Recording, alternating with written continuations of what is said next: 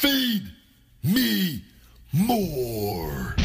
Wrestling, born in an Asian. This show's over because it's different. Know what I mean? And now it's time for a conversation with the big guy, pal.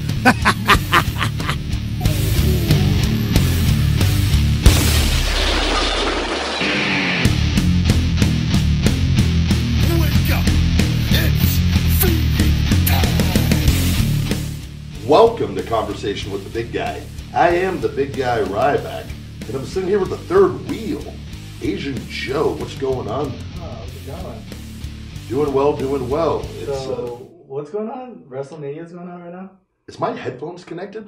I can't, It should be. I don't hear you in the headphones, I feel like. I feel like the sound has been muffled.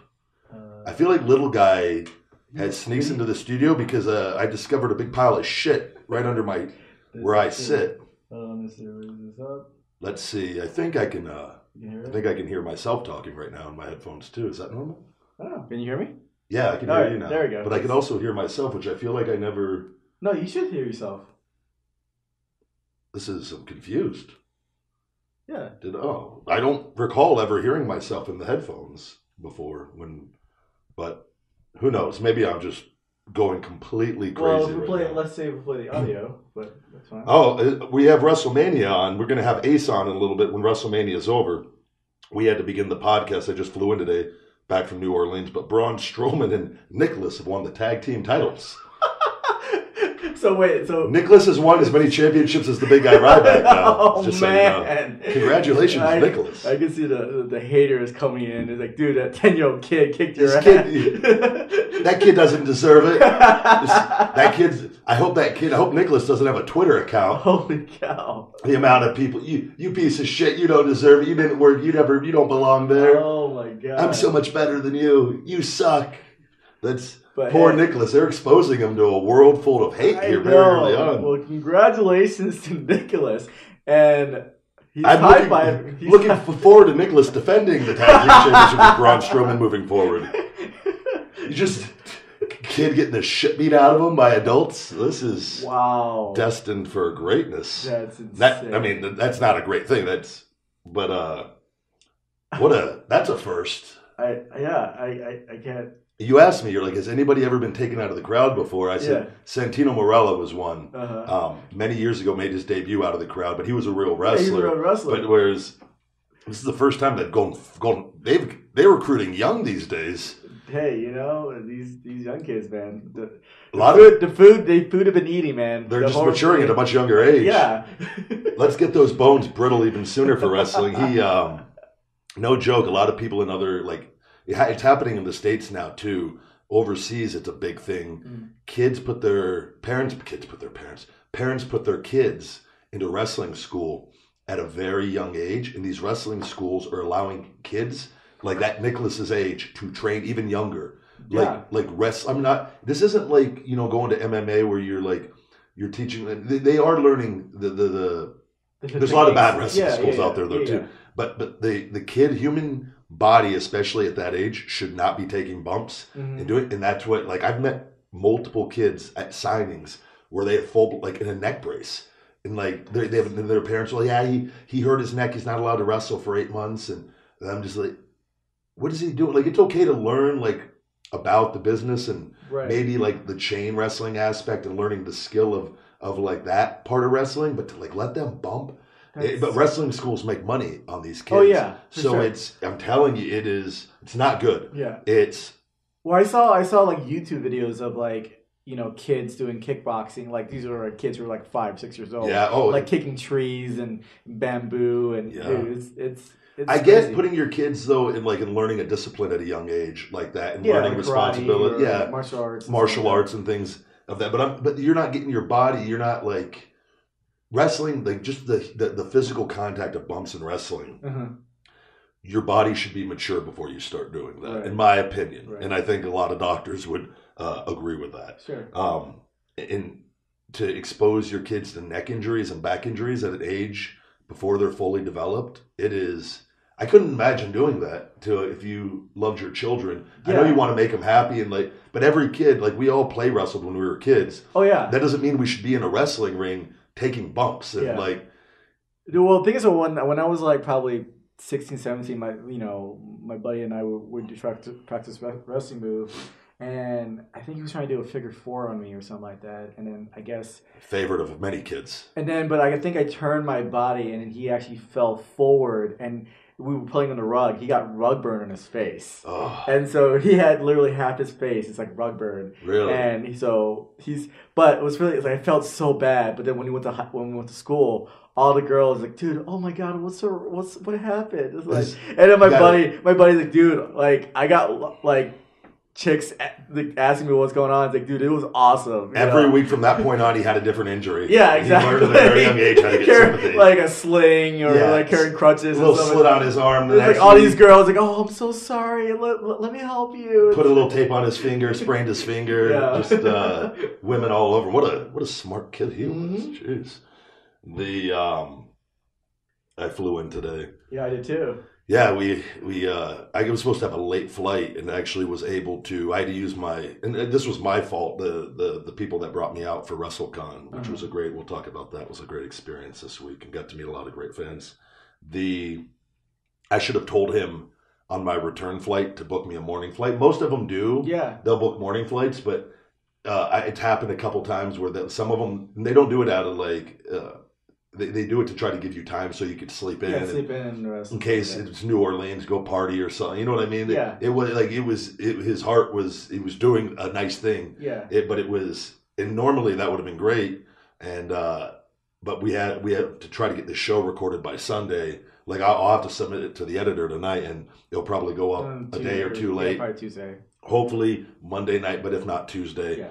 And, it's just one of those things that balancing everything with everything I got going on and with what you got going on, and we travel and I'm doing things every weekend, and Phoenix is working full time and she's in San Diego right now and we're hoping to get her on. Is he flying back today or? She said, well, that's what she said last week. I haven't talked to her about that. I don't know. I texted her today with you, and hopefully after we get all done with Ace and all that, we're going to just see if she's free. She might be on the airplane. So I don't know. Okay. But we're going to try to get a Dr. Phoenix segment in with her tonight. And it's again, once the podcast studio has been built, it's like the opposite of Field of Dreams. Yeah. If you build it, they will come. No, it's if you build it, Phoenix will not come. I think we just hit her at the wrong time. No, because like she's finishing school. I think she's at like the tail end of it. Yeah. But obviously, when you do something at the tail end of it, like when you go to school, everything like exams and all the certifications. She's working full time though, too. That's the other issue. Like, whereas I work I don't have an 8 to 5 job type of deal. You don't necessarily either, right? But my schedule is like all open, so could be weeks where I'm working like every day, and it could be weeks where I'm not working. Yeah. So it's like it's up and down for me. That's what, like, now doing the wrestling appearances, like my week is so much shorter now because I got to fly out on Thursdays typically, and I don't get back till Sunday, so I got to do stuff while I'm away from home. But like I just today, Phoenix is she's extremely busy because she's not doing the adult entertainment anymore, and it's she's transferred and she's in that transition period still of she's rehauled her entire life as far as what she's doing, and like applied herself to something entirely different, and it takes a lot of time and dedication. So in this show, we're pretty flexible in what we could do on this show, and we're going to constantly keep trying to expand, and we got a lot of good wrestling stuff tonight. But I was going to tell you, I got my townhouse. Yes, I saw the videos and pictures. Really nice. I got to get the lights turned on, but I'm going to wait because I'm just with everything. Because once I start I have till the first payment's not till June, which I wanted up on Airbnb by May. But it's realistically, I'm just looking at like with my schedule. It's like it might not be till the beginning of May or middle of May. Well, I think EDC is coming up in May. Yeah. So that would be huge, because I think that's when EDC is happening in places. I need to get the exact dates on that. That would actually be a good goal to get that done. My big thing is going to be getting with Phoenix here. because she has all the furniture. Yeah. I need to go get eyes on it, just make sure everything's cool. Yeah. And then get a truck. I'm going to hire movers, have them do all that. Yeah. So that way, have them set it all up. See exactly what I need to, just exactly what I have, what I need to get. Kind of get eyes, take pictures of everything, and then get it all together in the next 4 weeks. So. I mean, I'll love to help out and stuff like that. Yeah, no, it's going to be... I have like a brand new Keurig. I have it like things like that, but I got to go buy like silverware and things because it's going to be on Airbnb. It needs to be fully furnished for sure. And I'm going to have cable in there, and I got to go. Like I'll have to go to Costco one day and get all the TVs in the mounts, and then I'll have a guy come and do that. That I do it. He does it dirt cheap, and just do it in pieces. And then, but I got to chip away. It's like I don't have that much time. Everything else going on, so sure. I'm literally today looking at it. I was like, okay, I am taking on a lot right now, especially with the wrestling. This was all supposed to be done while I had my break from wrestling. Yeah. This was nothing ever goes as planned, right? Of course not. So like now everything is happening. This is what I was afraid of. I was telling my buddy JD with Iron Attitude, I go, it's all going to happen at once. I go, I'm going to be wrestling. I got all these things coming up, and I said the townhouse, I'll get it during that, and then I'm like the branch chain amino acid finish it. It comes out Tuesday. Okay. Ships Monday. So I got to get that and put that in, store that, and like I got thousands of units of that coming in, and like it's just like, oh my God. And then I got to leave Thursday. Yeah. And it's and hopefully we can do the show again next Sunday. Yeah. Well, actually, no, I won't be here. I'll be back Monday, but I can probably Skype in if you need. Yeah. I think we'll have to have just show me what I need to do on this to smash it on the table. You're just doing the show thinking I'm talking to you. You're not even there. It's just you're on the phone, but I can't hear. I know you're just like hearing me in your head. Yeah. It's like oh my God. No, but so today I was going to tell you I had my flight changed. Okay. And it was they booked me on Southwest. And unfortunately, I hate when airlines. So the flight was a nonstop at 6:20 at night, getting at like 8 something here from New Orleans to Vegas. Uh-huh. The guy said I could call in the morning, and he was going to try to call in. But I woke up really early, so I was like, I'm just going to see before I don't want to miss any. Or I looked at flights, and 10:55 was the only nonstop flight that day. From the others were connecting. Right. And I called, and the connecting ones were they were ridiculously high, but the nonstop, same exact flight, just earlier in the day. Mm-hmm. So if I would have given up my seat on the later one, which they would have sold most likely, or could have, but they wanted the upcharge $300 and something bucks. I've had airlines where they just do it for free. Yeah, and it's weird. It's like there's no rhyme or reason. And then other times like, no, we're not allowed to do it. You have to pay. But I think part of it is when he bought the vendor promoter that brought me out. The cheapest one. He was able to get like the cheapest getaway one where Southwest has varying prices. Yeah. Where you can get a ticket for $50, $25, $50. That same ticket could be $1,000 later on. If not more. So anyways, he'd gotten the cheapest one. They didn't have those available anymore. So I go, shit, I got all these Southwest points. Okay. So I just used my points to get back and went to the airport and got there, and I got Wrestlemania on as I'm talking. So Brock and Roman here in the main event, which I'll talk with Ace about it. It's been a hell of a show. The parts I've seen, for sure. I had to run around, but I get on this flight today, and in Southwest I always sit in the back, which I don't know why. I was either I get a good seat or I pre-board for my back to get an aisle seat. Right. So because if I don't get an aisle seat, you get like the zone like A, B, C. I used to. Okay. I used to get A 1 through 15 all the time. Yeah. But for whatever reason, they reset.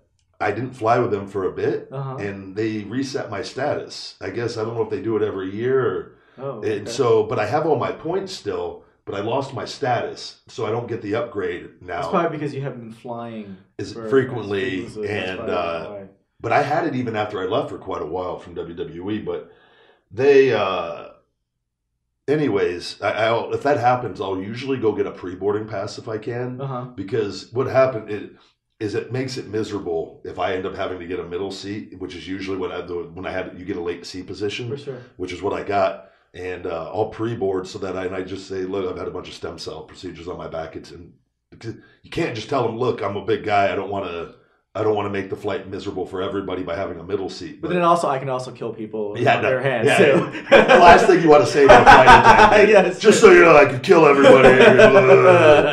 Excuse me, bomb, bomb, bomb, bomb, bomb, bomb, bomb, bomb, bomb, bomb, bomb. So you can't say bomb on an airplane. Yep. Fuck you, bomb. There's just certain things. Certain things you can't say. You look at it, you just. There's another story I can tell you when I went to Exotic into Denver. Okay. Sorry. Yeah, but I tend to try to be extra sweet when I deal with flight attendants. And, for sure. Except for this asshole today. As I get on the plane, I get to the back. And because usually if a flight's not full, the back seats will be open. Yeah. But this was full, so it didn't matter. But I never know that until you're on there. But which I should sit in the front to get off sooner. But I always tend to kind of like sitting in the back, even though it takes way longer to get off there. But there was a flight attendant, and I went to go take a piss before the flight because I was going to sleep the whole way because I had to get up early. I only slept. How long's the flight? 3 hours and change. Okay. So it was like it gave me just enough sleep to get me a good night's rest from how much I slept the night before. Uh-huh. And someone's in there, and I didn't know it was the flight attendant first. So I wait. He comes out, and he leaves the door open, kind of. And I go to get in, walk in, really tiny, cramped one, and just smells like shit really bad. And I'm because he was in there for a bit. Was it the flight attendant? Yeah, the flight attendant. Oh, okay. And but the toilet seat's down, the lid's down. Yeah. And I have to piss. So I gingerly pick up the seat, and inside of it's just a huge pile of shit. Oh, you didn't flush. Just stuck on the bowl. Oh, and no. Well, that's what I go, why the fuck didn't he flush this? But then I go, where's the toilet paper? Yeah. What did he wipe his ass with?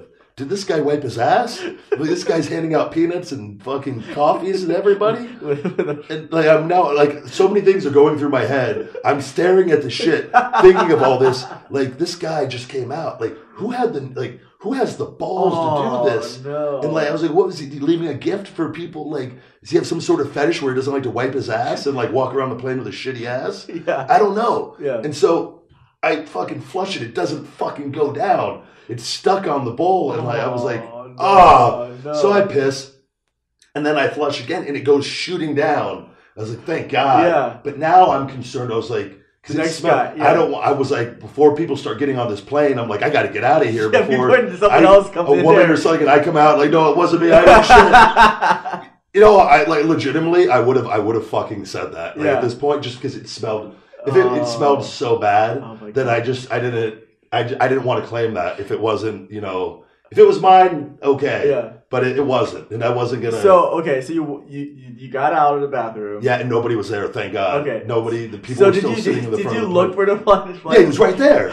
He was standing right back there. You give him the stink eye. I just came out I'm in shock. He had his back turned like he was doing stuff. It was just he probably knew. It was like, oh shit, he sees me. Yeah. Let me be busy. Let me touch as many things as I can with my shitty hands. Oh no. This blown away that this happened. I can't. I've never seen anything I guess the only good thing was it wasn't a woman. That would have been even worse. Yeah. I don't know how that would have been worse, but it would have been worse. It would have been worse. Yeah. Well, do you ever use that the thing called poopery? No. It basically covers the smell of shit. When you spray before you take a shit. Oh, really? And you can get lavender, you get different kind of scents. Yeah. And it just any stench you barely can smell. And so you can get it. Is it like a little bottle? It's a little bottle. You bring with you at all times. I'm sure chicks have. They're all over that. Yeah, so you can spray it and no one can. I can tell you one person who doesn't have it. That goddamn flight attendant. Oh my God. Southwest should have that in every little dispenser in the bathroom. Yeah. This thing was. It made my nostril hairs curl. I bet you couldn't sleep Because after those that. bathrooms are like supposed to, they're kind of meant to diffuse that a little bit. I feel like the toilets in there. I don't know because there's no. I feel like they have like a scent in there in those bathrooms usually. On it, like international. Well, it's like a chemical scent though. It's like yeah, but it's supposed to be able to kill shit. Apparently that must have some hot. Well, he had it sitting on the side of the damn bowl. Yeah. It's Wait, he must have like literally did a swirl with his ass. Just like move his ass around. I don't even know. Like, Yeah. But my thing is, if that's me and I'm in there, I am making sure that when I leave, I would literally that shit is not in the bowl. This thing looked like he didn't even try. No. That's what I was saying. Like I think you know what he done. He probably took a shit, closed the lid, and flushed, and then walked away. He didn't look down. I think he took a shit, didn't look at his shit, closed the lid, pressed. There's no way. There's no way. You think he did that? Wiped, put everything in there? Yeah, I think so. Yeah, because there's some people don't look at their own shit. They'll just like wipe, don't even look, drop it in there. Yeah, and it's flush. It's interesting the shitting habits of human beings. Yeah. There should be a whole book on this of the different shitting styles. Yeah. Of people. Well, actually, I do have a book called Poopa Soup. I think Krapa Sutra or Poopa Sutra. Oh my God. Where it basically shows you different. I'll bring it next time. Different like position styles and how to poop. I'm shocked that you have a book like this. Different. Well, have you ever heard of what's the name of it? It's the step stool that you put. It elevates your legs. Squatty potty. That's squatty potty. Yeah, Daniel Bryan turned me onto that. I got one upstairs, but I never use it. I used to when I came in off the road, but like you have to take I'd come in off the road and have my jeans on. Yeah. I'd have to take my Harley boots off. You literally have to take everything off. Yeah, and then because to get your feet, it's the high one. Yeah. And don't get me wrong, it's great. Mm-hmm. But it's like I don't have any issues to begin with, so it's a little bit of it's just a hassle. Right. Like, and then it's just sitting by my toilet upstairs. I used to have it downstairs. Well, they actually make the ones where you can actually collapsibles. Oh, really? So you can actually, close, fold it up. They've evolved the squatty potty. Yeah, they did. I wish it's just it's a good instrument. Like medically, it makes sense. Yeah. Like it's because in Thailand they don't a lot of bathrooms are on the toilets they're are on the ground. floor. Yeah, they're on the ground, so you literally have to squat. Yeah, but it's just like so disgusting. Is it really? Because the room. A lot of the older homes like built in like the 50s or 60s, they have the squatties, but they basically have buckets of water. Yeah. So there's no way to flush it. Oh. So you literally have to take a little bucket of water and pour down until it goes down the drain. Oh, that's a lot of work for humans. It is a lot of work, and so there's nothing to flush, and so. Shitting's almost like sex, where you just want to get out of there as soon as possible. They're just pulling up their pants and they're not even. All right, peace out. Yeah, later. they're not even trying to. That's too much work to stick around. Yeah. And plus, man, I don't know how we got stuck on this, but plus too, I've seen some pretty disgusting bathrooms where people just explode. Oh, yeah. And like having a toilet on the ground, I feel like leaves a lot more room for air as far as, Yeah, for sure. With some, I always, there's just some people like we used to do that like Florida Championship Wrestling. That was always an issue with I'm watching here if Roman Brock still, which we'll talk about all this with Ace here in a little bit. Damn it, what was I saying? I just got. You talking about the shitting habits of people? Yeah, but the bathrooms would be a mess, and guys would we always got in trouble because there would be guys that go in there and shit and piss and don't flush them, and oh yeah, piss would be all over everywhere. It's worse if when you go to a bathroom stall or with multiple stalls there, and then you take a shit, and then you always worry about people walking in when you just ripping ass. Yeah. And then you walk out. You gotta see. I always do a flush to try to make a little. Or you did cough. To cover up the cough, flush. Yeah. But yeah, then you just walk out and you just say you look down so you don't make eye contact with anybody. Oh, I know. I make eye contact. You can't look down. You gotta just be a man. had instances where though like you have to just go so bad. Yes. Nothing's worse than when you go open a stall and like all the other stalls are taken. Oh, I've yeah. had that happen at airports before. Like Chicago's notorious for. Oh yeah. Just all the stalls are always taken. I remember one time I was like sweating and I couldn't get in. I'm like checking every goddamn door. Like fuck. And then like finally you get a door and like the seat there, it's the worst toilet ever. Like Oh yeah. and like you're like I can't go in this and it's yeah, sorry, we've talked about this way longer than I wanted to, but it's kind of relevant. Oh.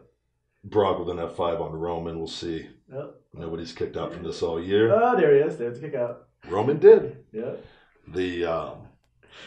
But yeah, I was at Wrestlecon this week, and it was a great experience. It was a last minute deal where. And it sucks. This is the second time, I think, or third time this has happened. Mm-hmm. Usually when you get added on late to these things, they already have the books done. Where I wasn't advertised as being there. But they had a banner and everything. Everything was fine. Okay. But it sucks. Like, you get people that come up all day, but a lot of families and people go by those books and who's going to be there. And yeah. It helps. And then the guy was like, I'm sorry, but they couldn't get you you weren't in the thing. And but we did great out there for the 2 days, 4 hours each day. And thank you to all the people that came by. Is it like a whole? It's like a convention. This is everybody of everybody in pro wrestling, ex WWE guys, independent guys. Mm-hmm. It's a mix of everybody in pro wrestling, and it's right across from where WWE. It's like Wrestlemania, Recap is all in the same area, right? So it's all within a half a mile of each other, and so the city is packed. And getting around was chaos there, but it's a lot of fun getting to meet fans, and I'm very thankful that I get opportunities like this because it's a lot more laid back and personable. And WWE access and all that, it's a little stricter, and you got to kind of go quick because people. It's not a. And again, I try to be as personable with everybody as you can, but you got to get through because you're trying to get through numbers. Yeah. Because you don't want your line to have people when they switch you out, which it always happens there. Is there a handler to keep an eye out, or do you by yourself? No, I'm with it. So the people that brought me in, there's multiple people helping. Okay. There's somebody that takes the money for them because it's they pay you a flat rate to bring you out, right? And then they keep the profits essentially. Okay. So you do pictures, autographs. People can come by and just say hello. A lot of people do that. Mm-hmm. You don't have to you can just. You're there for them for them to make money on bringing you in and whatnot. And it was good. Everybody won this year. It was a good little deal. Nice. And but it was I got to talked with John Cena Sr.'s his father, who he's always been really, really good with me as far as and even after I've been open and I put over John in the ring time and time again, but from the personal, instances and stories I've shared, which some people like, some people don't, it's not of my concern, but it was just something that happened and it affected, I don't know if it affected my career, but it was just stuff that was bullshit. Yeah. It sucked. But people, again, when you're dealing with top spots, of course, so I don't even take it personal, as far as. No, it's a competition. Which people, I can talk about it. That's what I want. It doesn't mean I hate him. I've always said I don't hate him. No. I'm sure outside of wrestling, I think he's probably great. Yeah. Well, what's funny is I was I think he's coming out with a movie called Blockers. Yeah. And in an interview, actually, he talked about his dad, and he I think he was a wrestler before. He still is a wrestling promoter. Or he does a little bit of manager.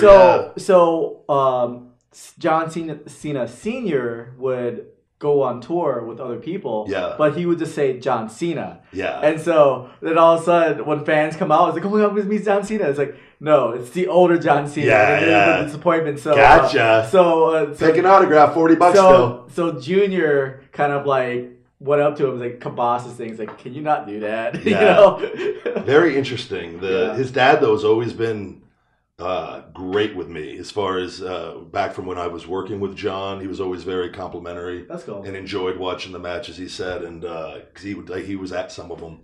And I've ran into him and John's mom actually at a gas station leaving a show once near their neighborhood, or in their kind of near their hometown. I don't know if it was somewhere in Boston or one of those shows back east, but he was not far. He was across at another table, and he came over at the end of the first day, I believe, and first or second day, might have been the second day, and I had a good little chat with him and stuff.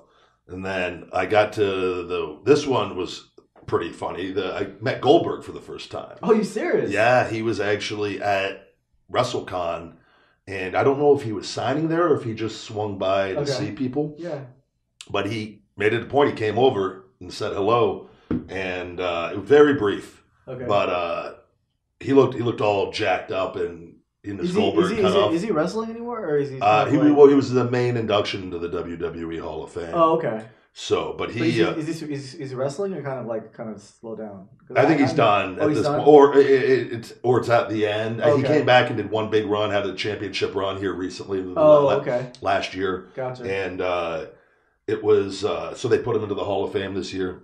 Okay. So he was out there, but we've never met. Like that's crazy. And then I was there and he wasn't there, and then I left and they brought him in. Okay. So, but so is it kind of like but people compared you to? Yeah. That's what I was gonna and I think like so Bill's never like necessarily said anything bad about me, but I know like he's not happy about the comparisons. I'm not happy about the comparisons for sure. Most people that get wrestling think it's ridiculous because we're nothing alike outside of we have the same bald head, but we're both human men. Like there's only so many ways somebody can look. Yeah, exactly. Like, well, except with the exception of Andre the Giant. Yeah. Which again, Big Show though, like people, but like there's, it's wrestling's one of those weird things where people they try to compare. Yeah, well, just like in any sport, like like Michael Jordan, like people try to compare like LeBron James, like Jordan. Like, dude, it's different.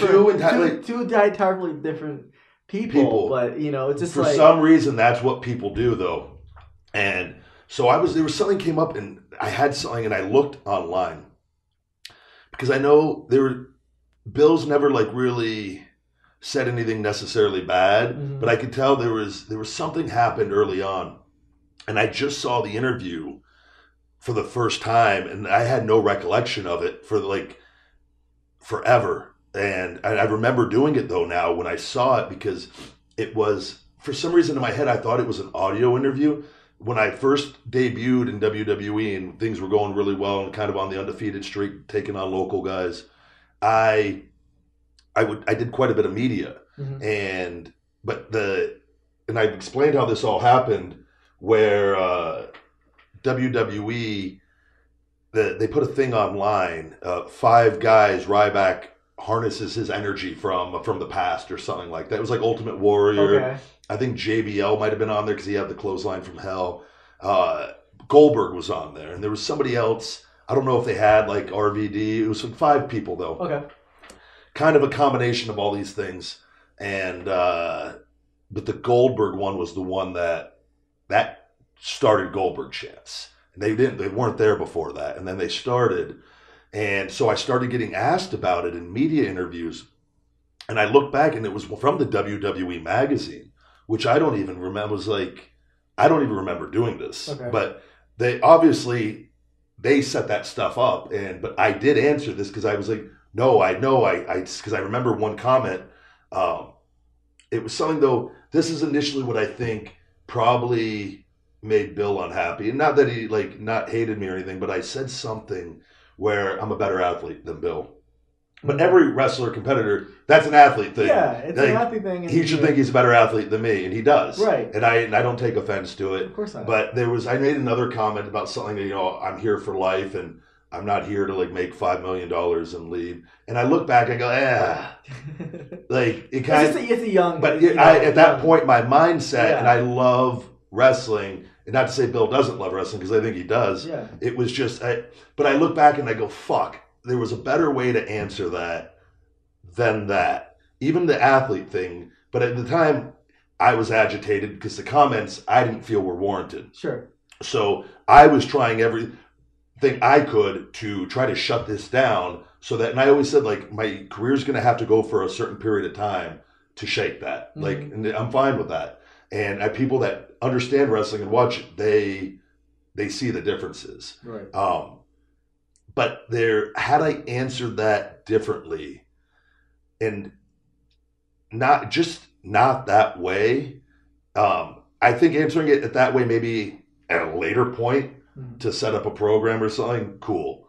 But at that point, I never met him, so I was like, part of an adult, I guess, is growing up is realizing when you're kind of wrong on something, and like that's one of those instances where I think I was like, I should have answered that probably more respectfully. Right. How long? But part of that stuff was in character too, though, where you're Ryback, this indestructible machine. I'm confident as fuck. Yeah. So like that, I know that was going through my head at the time. I just don't think I thought it was going to get traction in the it went the negative way though. Right. I wanted it to go the other way, but I think that created more tension between you two. Not even tension with us, but with fans too, because like he came before me. Sure. So it's again like any other sport, like, and I wasn't proven at that point yet, and I hadn't proven myself over a long period of time. So people that are you have somebody that and he was extremely popular and still is to this day. Mm-hmm. So people are he has that loyal following. He had that loyal following, whereas I didn't have that yet. I was starting to do some good things, and things were going well based on how I was being booked and whatnot. But I just think that was like, man, like I could see, and he never like came out and bashed me or anything, but he was, I think he took offense to like the better athlete comment and thing. I feel worse about the money comment. Like to me, I was I was like at that, but I understand where I was at mentally with that. But I was like, fuck, I had no business even, I never even met the guy. So there's no really justification for me even saying that. Right. Had I answered that, I think more respectfully and humbly, I think it would have diffused the situation much more, because he wouldn't have had a reason to defend himself. Right. Which he, like, I guess, came out and made comments like he's like better athlete. Come on, dude. Something, which is fine. Mm-hmm. Like he should speak up for himself on, but I shouldn't have had to even, that shouldn't have been an issue. Right. Like I shouldn't have even put that out there. So I was looking, I go, fuck. But he was cool, very brief. You guys took a picture together? And kind of no, I did say, the fans are going to take pictures of this, but I don't think anyone did. Oh, there were a lot of people there, but I think he kind of came in, he was bouncing. I don't think everybody knew he was there yet. Oh, okay. People, because there's so many people. Was he like wearing like street clothes, or like no one? Yeah, but there's but people recognize him. But thousands of people are in this place. So you're like, only the people in that area kind of caught attention to it last minute. So... But it was a good deal. I'm glad to have met him. I think we look nothing alike outside of bald heads. I have completely different facial hair, but it's I get it. It's people are always you're always gonna have people that are gonna compare you and whatnot. But gotcha. It was nice to finally meet him. I thought it was very nice of him to swing by. That's very cool. Yeah, it was. So it was a good little moment. And there's no like people think people hate each other and stuff. It's like that's what I always said is you just get to meet someone, you could talk to them for a bit. Like if we sat down and had beers. I'm sure, yeah. It would, for sure. You find common ground, and then you realize, like, fans sometimes could be the ones that create things. Create things that doesn't exist. Yeah, but I did, that first interview was one, because I've done nothing, but I've said good things time and time again. Sure. And I'm sure he has. But I looked at that first interview, and I go, fuck. Like that, looking back at it now with my mindset now and how I've evolved mentally, and again, my views on the business have changed from over the years, but I knew where I was at right then and there when I said that, and I felt justified, and I thought that was proving to others how much I love the business. But it had I could have answered that in so many different ways and expressed that without bringing him into it. Maybe, sure, I could have for sure. But I do remember that was. I didn't ask to talk about that either. Right. That was a WWE magazine type thing where I was asked these questions. And it kind of, but I was just like, I didn't know any better. Do you remember how long ago was that? My first year, 2012. Oh, first 2012. Yeah. Okay. So but it's again, I was wrong on that for answering it that way, and I apologize because and again, nothing was ever like fuck you or you know what I mean. No. But it was still, I look and it just could have been handled better. But I know part of, like I said, a lot of those interviews for media and stuff, some of them you answer a certain way, others you answer in character, and it kind of blends the lines sometimes. Yeah. And like I remember doing interviews as I don't know if I was babyface still, but I was starting. It was people like they were like haters, and like that the success was going really well, and they were knocking things. And I remember answering things. Well, I've made this much money, and like were things where you try to justify yourself. But when you go back and hear it, it can come across as very arrogant, and but when you get attacked, the first instinct I feel like for humans is to defend yourself. Yes. But when emotions are strong and you believe in something strongly, but it's good to go back, I think, and listen to things you say because you can learn from it. You would say something that you regret later. And it's like, oh, I shouldn't have said that or whatever. Or you could just see the flaws in your thinking that you maybe couldn't see at the time. For sure. And whatnot. But it's like the WWE stuff though with people. Like everything I'm proud, and like people that like listen to this and actually know me and have got to know me through this show appreciate the way I have expressed everything that's happened, because I haven't done it in like a negative as far as, and maybe some things could be taken that way, and like the John stuff definitely was a personal thing, and again maybe that's even something that I, looking back, maybe shouldn't have even put on the podcast, but I felt very strongly it had a big impact on me personally. But it like I've said time and time again, like I don't hate him. I'm happy for his success with the movies and everything. I think his role in wrestling right now, I think he's doing a great job. And we'll talk about that on the wrestling part tonight with everything going on with him. But it's just, I hate that. Like, that's why I try to address fans on the shows that I go to, and just because all that negative media that came out with things taken out of context and then I'm back on Twitter now, and like the book Crushing It by Gary Vee. I was neglecting Twitter really bad. And that is doing Instagram lives. I have to defend myself when the time warrants it, because otherwise it builds up. And I let that happen for too long. It's like it turned the other cheek. I have the Dr. Martin Luther King thing upstairs, and I try to keep that in mind type of deal where you just like, but the bad thing about it is not coming back and attacking people, but it's coming back and setting the record straight on things. And I have to do a better job at that, because otherwise things get snowballed out of control. It's like the Rusev stuff. Had I just let that go, oh, whatever, let them think whatever they want, then that's just it. Then that's what happened over numerous things. And it's whereas if I would have just come out and like goes, no guys, here's the deal on this, it would have made probably things a little better, since I've left.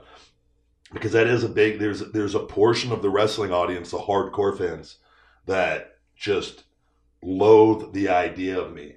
And they have this entirely created hate that is not, it's not real. Like, it should, not real. I'm okay with people not liking me for if the reasons are valid, but it sucks when you hear the reasons. Sometimes you're just like, no, that shouldn't be a thing.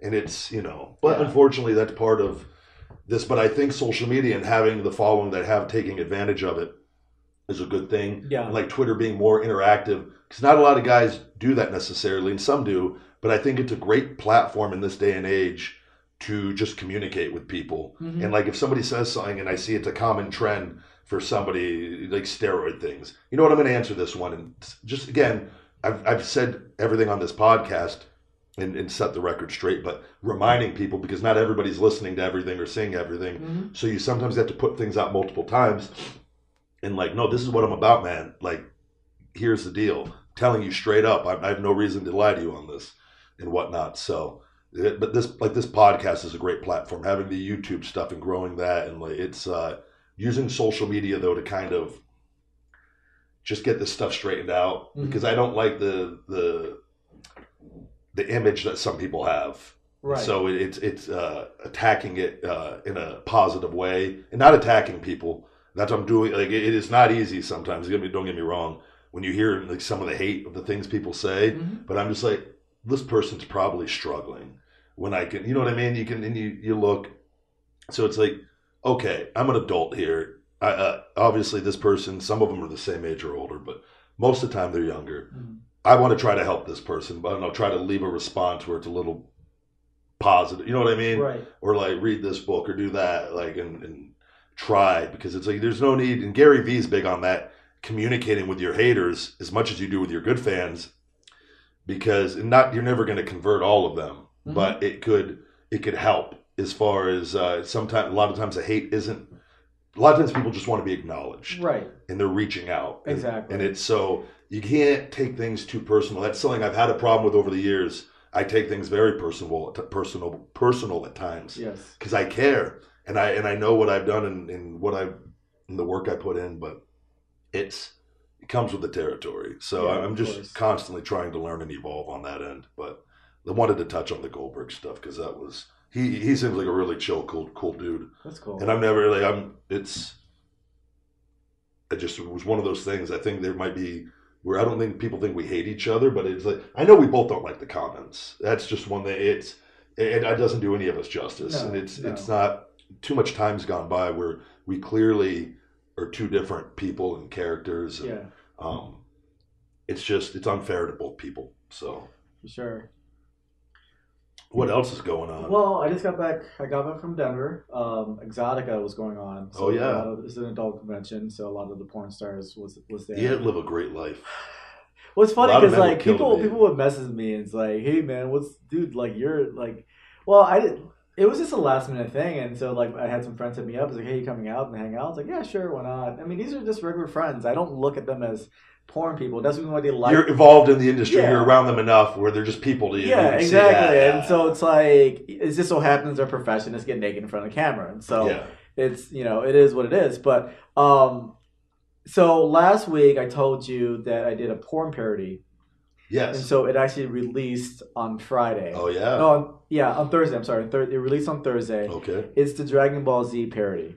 And how's that going? Feedback been good? The feedback has been.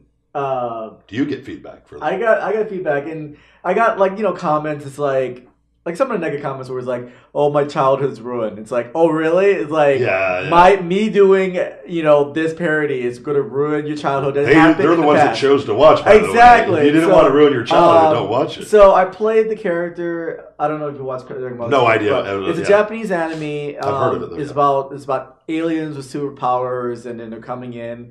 But it's ridiculous because it's like a 24-minute episode, but the first 15 minutes is like a recap of the previous episode. Okay. And so you get literally 5-10 minutes of actual action, and then another 5 minutes. Love a good story. Yeah, and then another 5 minutes of stay tuned next time. Will he lose his power? And so it always goes. I think it's just like an ongoing joke because it's always trying to, it's like wrestling. It's always our aliens, they're fighting with each other, but they're always comparing powers.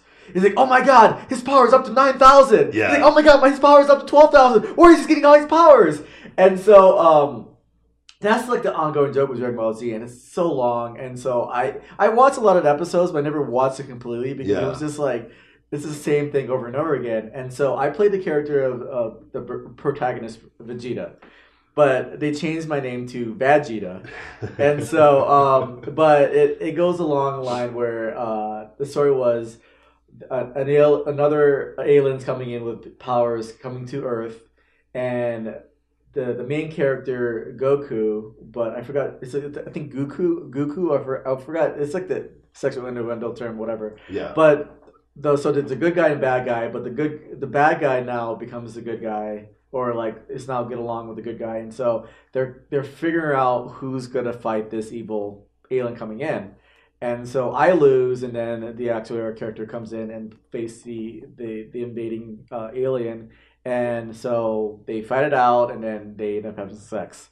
So, but yeah, so if you're curious, it's on woodrocket.com, or it's also gonna be on Pornhub, and so. So Brenna Sparks, Missy Martinez, transgender Casey Kisses, and Daisy Ducati, and I'm trying to think, is there another one? I think those are the four. Forgive me, but you can check my Twitter on webmasterjoe.com and you can see it, or go to Wood Rocket and see who's in it. But yeah, that came out, and so but. I'm just responding to some of the haters and stuff like that, and it's it's like, how dare you disrespect the fan base, people are always, everyone's just looking for something to be angry about. And so what's funny is that I actually did some research on the voice of the character Vegeta, and he talked about when they started doing voiceovers for the cartoon, because it's Japanese anime. And they didn't have information about the show. Yeah, they were actually basing it on the Spanish version of it, and so they're translating, what was going on.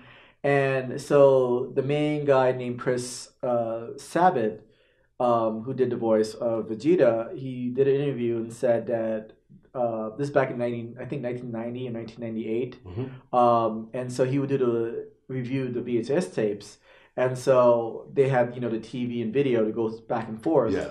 And so he was with his roommate, and for some reason, his roommate must have put in another tape or something going on, like maybe Showtime or whatever, that for some reason the audio wasn't syncing up with the actual video. So as he was watching it, some light porn, the light porn will kind of like coincide, with the actual show, and actually he said it actually worked out. Really? So it was, it was great. So you got back today from that? Yes. Yeah. When's your next deal? Do you have to fly out? I'll probably fly out to Chicago in June. Okay. So that's the next thing. But yeah, it was fun. I mean, it was kind of slow in Denver because I think it's probably because everyone's went to WrestleCon. Everyone was at WrestleMania. Yeah. WrestleMania. That the traffic that the show brings in is amazing. It's crazy. So, but it's cool hanging out and going out to features and make it rain. Yeah. Well, it's funny because I'm friends with a lot of girls with featuring, and so I always joke around. I was like, well, how about this? Instead of making it rain, I'll just get quarters and make it hail on you. That way, at least you can feel the money coming on you instead of the monies. But yeah, they all hated it, but we're all good friends. But it was a good time hanging out with friends. Good deal. I think we're gonna have to go ahead. Maybe we could do a little more chatting a little bit in the show. We got to call our main man Ace here in a second because he's on East Coast time, and after 7 hours of WrestleMania, he has to be up at 6 to go to work. Oh my God! So he has the full review with we're going to talk about that tonight, and a little bit of wrestling news. We're going to take a quick break, and we're going to be back with our man Ace right after these messages. I am the ultimate Ryback, and I'm here to tell you about Feed Me More Nutrition. It is the ultimate premium in sports nutrition. Wake up, unlimited energy. I take it non-stop, and I have all the unlimited energy from the gods above. My blood, my skin, the energy is pouring through my system. The big guy, all natural testosterone booster will be giving you erections to the heavens. And if you need protein builds muscles upon muscles. I'm so hungry. Premium grass-fed, prebiotic, enhanced whey protein isolate is what you need. Fat, burn body fat with Shell Shock Extreme Fat Burner, the most powerful fat burner on the market today. Feed me more nutrition. Save 10% with Podcast 10. Available on feedmemore.com and Amazon. All right, we are back with the wrestling news. We got our main man, Mike Ace Malero. It's still real to me, damn it! And it's been a hell of a day. WrestleMania, 7 hours. How are you holding up, Ace? It's been exhausting. We skipped the pre-show. We still sat through the 5 hours of Mania itself, but by the end of it, I was drifting, man. It was you scared me. I messaged you as we were wrapping up on our end, and I didn't see I had a text from you, and I'm drifting. Oh no! And which we could have just got it done tomorrow because it probably podcast won't go up till Monday night or Tuesday. But I was like, oh man, it started at 2 p.m. in Vegas and it ended at 9 out here.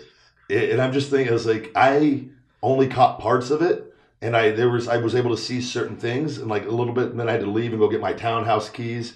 My real estate agent sick, so she was going to bring them out today. Mm-hmm. So I had to drive. I came from the airport and I wanted to go to her house then, and then I couldn't because she had to do a listing for today, one listing for somebody. She was in Henderson, so I came home and she's in bed, and I ran over and got them from her, and it was like an hour and a half of driving, and it's just, and I had to swing by the townhouse. So, and I tried to like have it on my phone for a minute just to catch little parts, but you can't be driving and watching. But I have to have it down. I could glance down at a light, but man, so what do we got? You want to start off with the WrestleMania, all the matches, everything, or what do you think, Ace? Let's start with the WrestleMania recap because I literally just watched it. I got a lot of thoughts bouncing around my head. Okay, I'm all right with that. It was a great WrestleMania. there was not a single really bad match on the card. Everything was at least very good. Maybe the only bad match on the card might have been the tag match with Braun, but they still made it entertaining. Did you see any of that? We watched that. Yeah, actually, as we started the show, I told him, I go, hold on, this will be real quick. I want to see who his partner is. And then it was the most dragged out. He's in the crowd, and he was like, I guess we got to fill the 7 hours with other stuff besides wrestling. And, I thought it was, I'm very curious to see how this plays out with Nicholas. I told Asian Joe that Nicholas has now won as many championships as the big guy Ryback. And more than a lot of current WWE superstars at the mere age of 10. I know. Just all the haters. Like, man, Nicholas is so much better than you. Yeah. And all this stuff. I feel bad. I feel like Nicholas is going to be exposed to a world of hate now by this early on success in his career. That the online trolls of Twitter and Instagram and Facebook. Well, just imagine when he go back to school. How many kids are going to want to beat his ass now? Oh, my God. It's like, you're a tag team champion. Look, you see Braun come here. Braun's going to have to take a leave of absence to go fucking visit the schools and give speeches. Guys, it's entertainment. Oh, my God. Again, never been done before, so kudos. Anytime you can do something new, it's putting a tag title on a 10-year-old. That's new to me. Yeah, for sure. But I thought it was a cool little... The fans seemed to have been into it. The match was going to be what it was, just to evolve the story. So I'm curious to see how Nicholas does defending the titles, though, moving on. See if he can handle that WWE road schedule. That's a little 10-year-old, no way you can handle that. I'm kidding, everyone. Yeah, that's going to be Ryback attacks Nicholas, 10-year-old tag team champion. Says he doesn't have what it takes to make it on the road full time. I'll prove you wrong. Yeah. I'm gonna quit school and wrestle full time. You better fuck Ryback talking shit on a 10-year-old. No, guys. Eventually, I'm happy for. I think it's cool. It's never been done. Kudos to him, man. Yeah, congratulations, Nicholas. All right, what do we got on for the show here? Did you catch any of the pre-show or? I didn't watch much of the pre-show. I did watch the women's battle royal a little bit. I caught part of that. Like I said, making that 7-hour commitment was rough. So I kind of hung out with the kids, played with them, and then we turned it on about 6:30. Okay. So we caught just the women's battle royal, which was a good match. Yeah. The end was no surprise. You had Bayley and Sasha in the ring, but then Bayley throws out Sasha, and then Naomi slid back in the ring and threw out Bayley. So that was kind of cool because everyone I think was predicting it to be Bayley or Sasha. So you're giving it to Naomi again. I think was kind of cool way to go with it. Naomi's such a good person too. Did you hear? So going by the reaction though, I thought the crowd really, really bit when Bayley got rid of Sasha, and that they seemed more excited than when Naomi won. It was almost, and you can't predict that all the time that's going to happen that way. But there was something there to that where like Bayley showing aggression and getting rid of Sasha, people were finally, you know what I mean? There was something there where it elicited a positive crowd response, and Naomi elicited a positive response as well. But I think with the story Bayley and Sasha have, maybe they were more emotionally invested in that. Is Naomi and Bayley don't really have any history, 2 separate shows. But again, I'm very happy for Naomi. She's very deserving of all the success that she has. So, yeah, I think a lot of people are looking for a Bayley Sasha singles match. They've been building it for the last basically 5 or 6 weeks, and then for them to just both be in the battle royal and kind of they had a quick confrontation. Bayley threw her out, and that was it. I think the crowd was definitely excited for Bayley, but like you said, it made more sense for Bayley Sasha than Bayley Naomi at that moment. Yeah, and again, they got what they needed for their story, but it could have been better if that was at the conclusion, if that was the final piece. Yeah, I think that would have helped maybe build. But again, that's just an outside perspective, not in the inner circle. So they had their reasons for going with Naomi, and it's. But in it too, it's only so many things they could put on the show. So as far as in them being on that position on that, but they were at least featured in it. They had entrances, which is always nice. You want that for when you're in those Rumbles or Battle Royals. It sucks going out as a group. That it doesn't make you feel good going out. You know what I mean? When it's nice to be featured because it's perception is reality, and when the company cares, fans care. The company shows they care. It helps fans care more, I feel so. But I saw another great match. Oh yeah, go ahead. Sorry, another great match. Charlotte and Asuka had a great match, and I think no one expected to see Charlotte win. So but it was a great match though. It had really old school feel. You saw Asuka was working the shoulder the whole match, and Charlotte was selling it. It just really came off as a really cool old school match, and it was great to see two women featured in that spotlight. And like I said, Charlotte getting the win, I think surprised everybody. So yeah, I saw a good part of that, and I might have missed the beginning, but I think I got home and that one was on. It helps.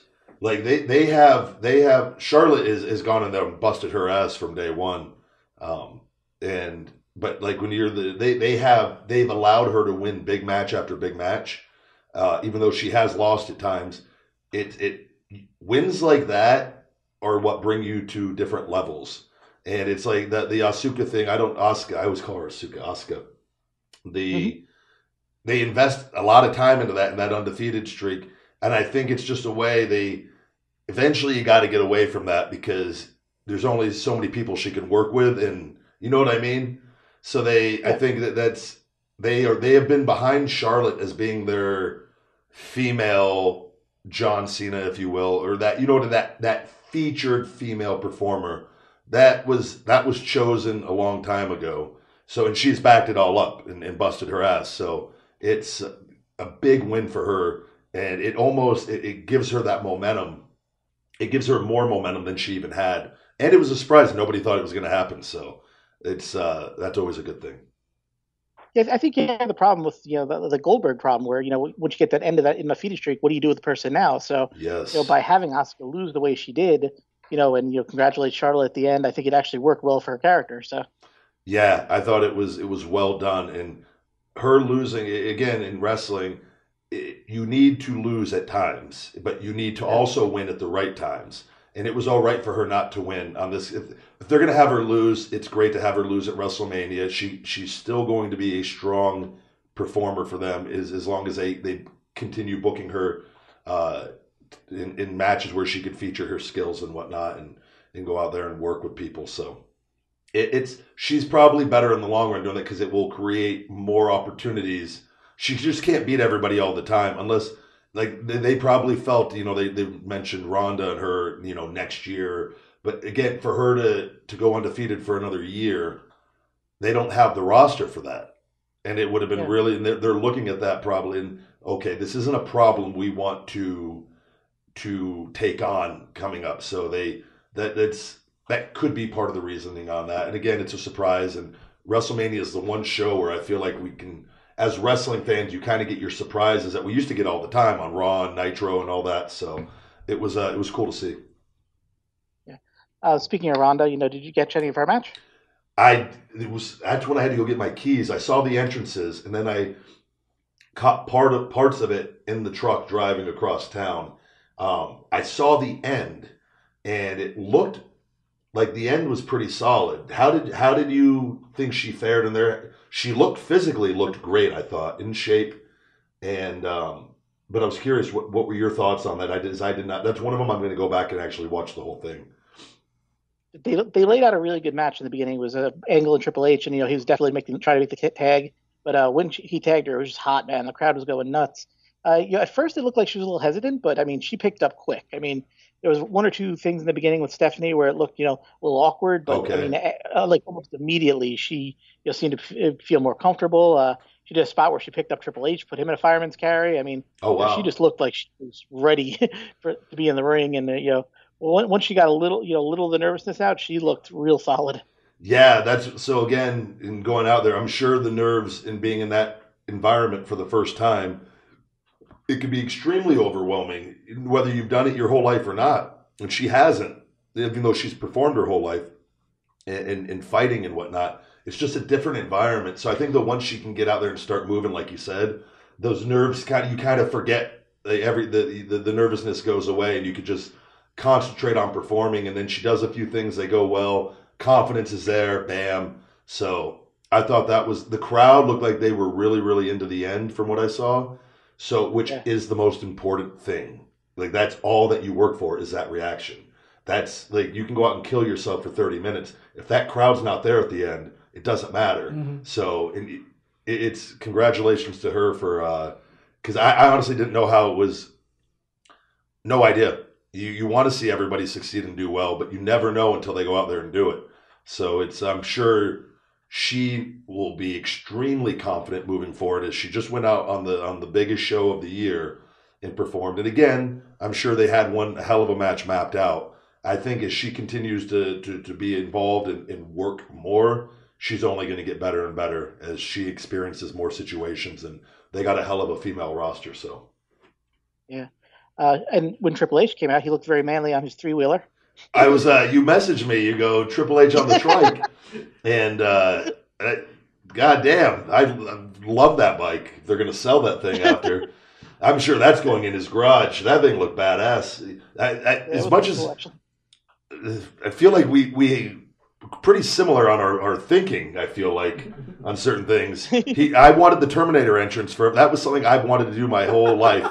And he does a Terminator entrance with Arnold, and I was like, holy fuck. I even said it in a couple interviews that I think I did. Maybe I'm wrong on that. Maybe I told a couple like Ziggler or somebody, a couple guys. He probably went and told Triple H, you should go do this Terminator entrance to really piss the big guy off. But it was, I thought that Terminator entrance was probably my favorite entrance of all time because I wanted to do it.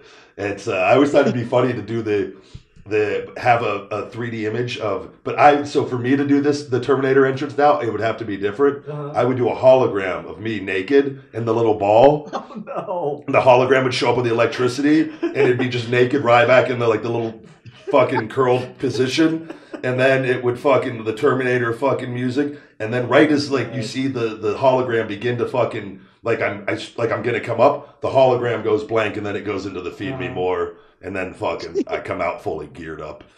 The electricity put my fucking singlet on and have a fucking badass Terminator singlet. That's how I would redo that and make it my own one day.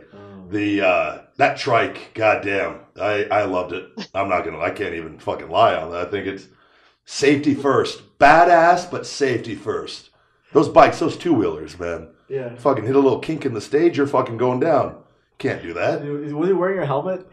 Oh, I would have fully been. That would have been another. If I ever do a trike entrance, I will be fully fucking geared up. I will have biker jeans. I'll have elbow pads, knee pads, fucking big ass fucking helmet with a chin strap. I'll look full blown coming out, but god damn it, I'm fucking safe.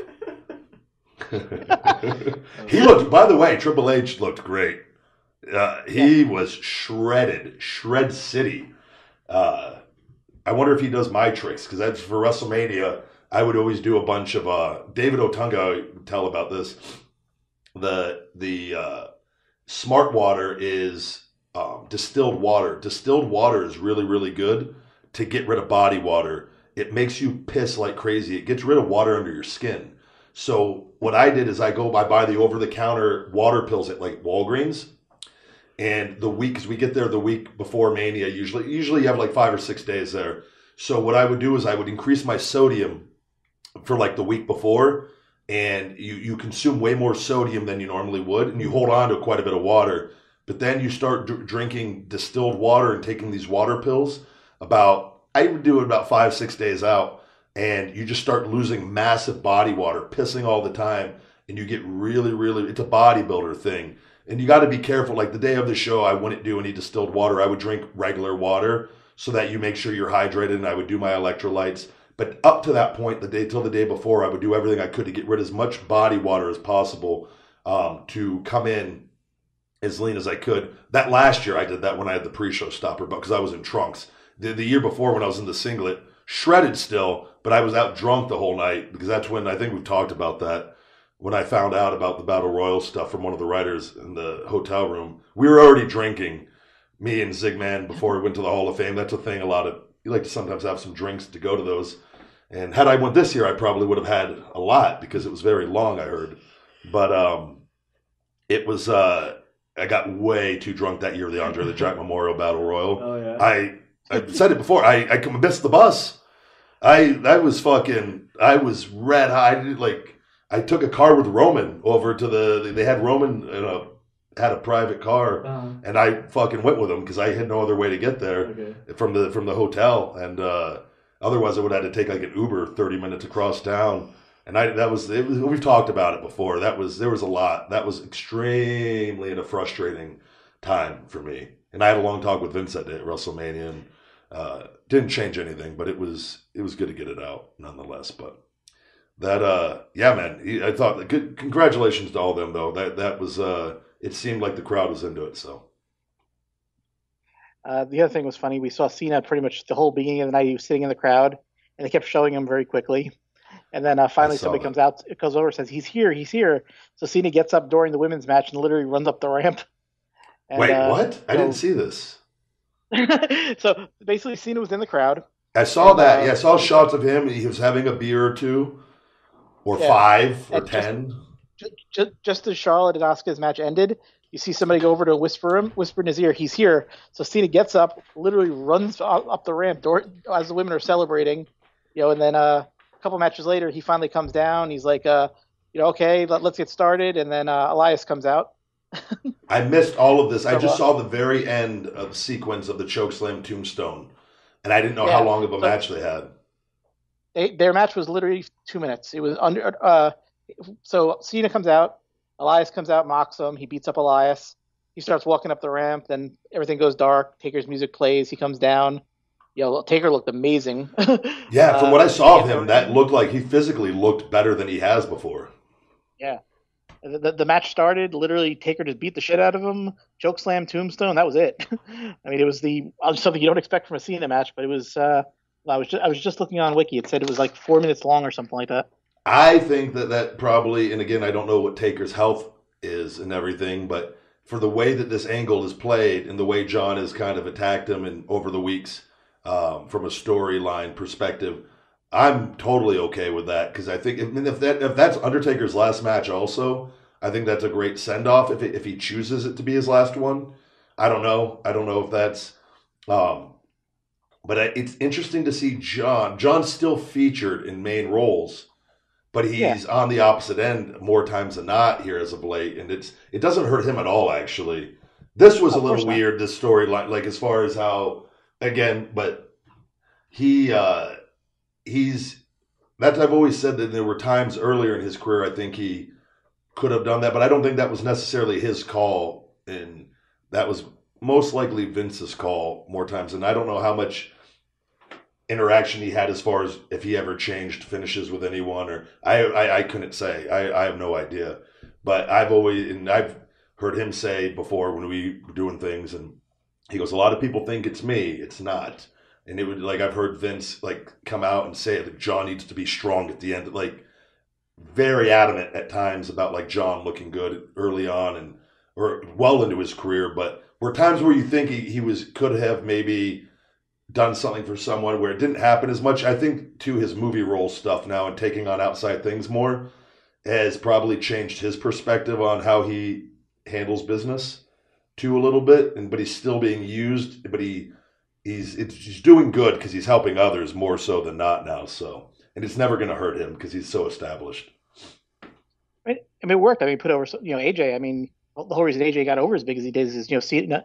He defeated Cena over and over again. So absolutely, he's one of the few people over and over where Cena truly put AJ completely over. Yeah, so you need big wins to get really. I mean, I'm telling you, it wins and losses matter. You can lose. They don't matter. They're not the end all be all the time. But you need to win big matches to be at an upper level long term. It really, really is. It's a thing, and everybody knows it. So, but it's good to see. Not that Taker needed a winner, but I think it's good with the way that storyline played out that he got the win the way that he did. And it doesn't hurt. It just made him look. It just made him look strong. I mean, like I said, the last couple times we've seen Taker, he just didn't look. Great. I mean, the match last year, Roman. I mean, he just looked beat up. So by having him come in and just have that dominating I agree with you. That's his last match. Just have him go out the way he came in. Absolutely looking strong. And John's whole defense is he was drunk. He was there. He was there as a fan. He was just having a good time. He had a few too many beers. Taker clearly made it known he wasn't going to be there, and then he fucking shows up and throws John a curveball. That's why John got beat. If I'm a big John Cena fan, that's what I'm saying. Honey, did you see? I saw him have at least 3 beers on the pre-show alone. There ain't no way he was fucking the real John Cena out there. He didn't know he was going to be there. Damn it. That's just my opinion. He was a little tipsy. He wasn't ready for the dead man from a storyline perspective. I would have been tanked if that would have been. I would have been drinking fucking straight Jack. Fucking had 3 bottles empty by me, staggered into the ring. I would have made sure everybody knew I was not fit to wrestle. Choke slam, fucking tombstone, brother. Yeah. 1, 2, 3. Done. Yeah, pay me.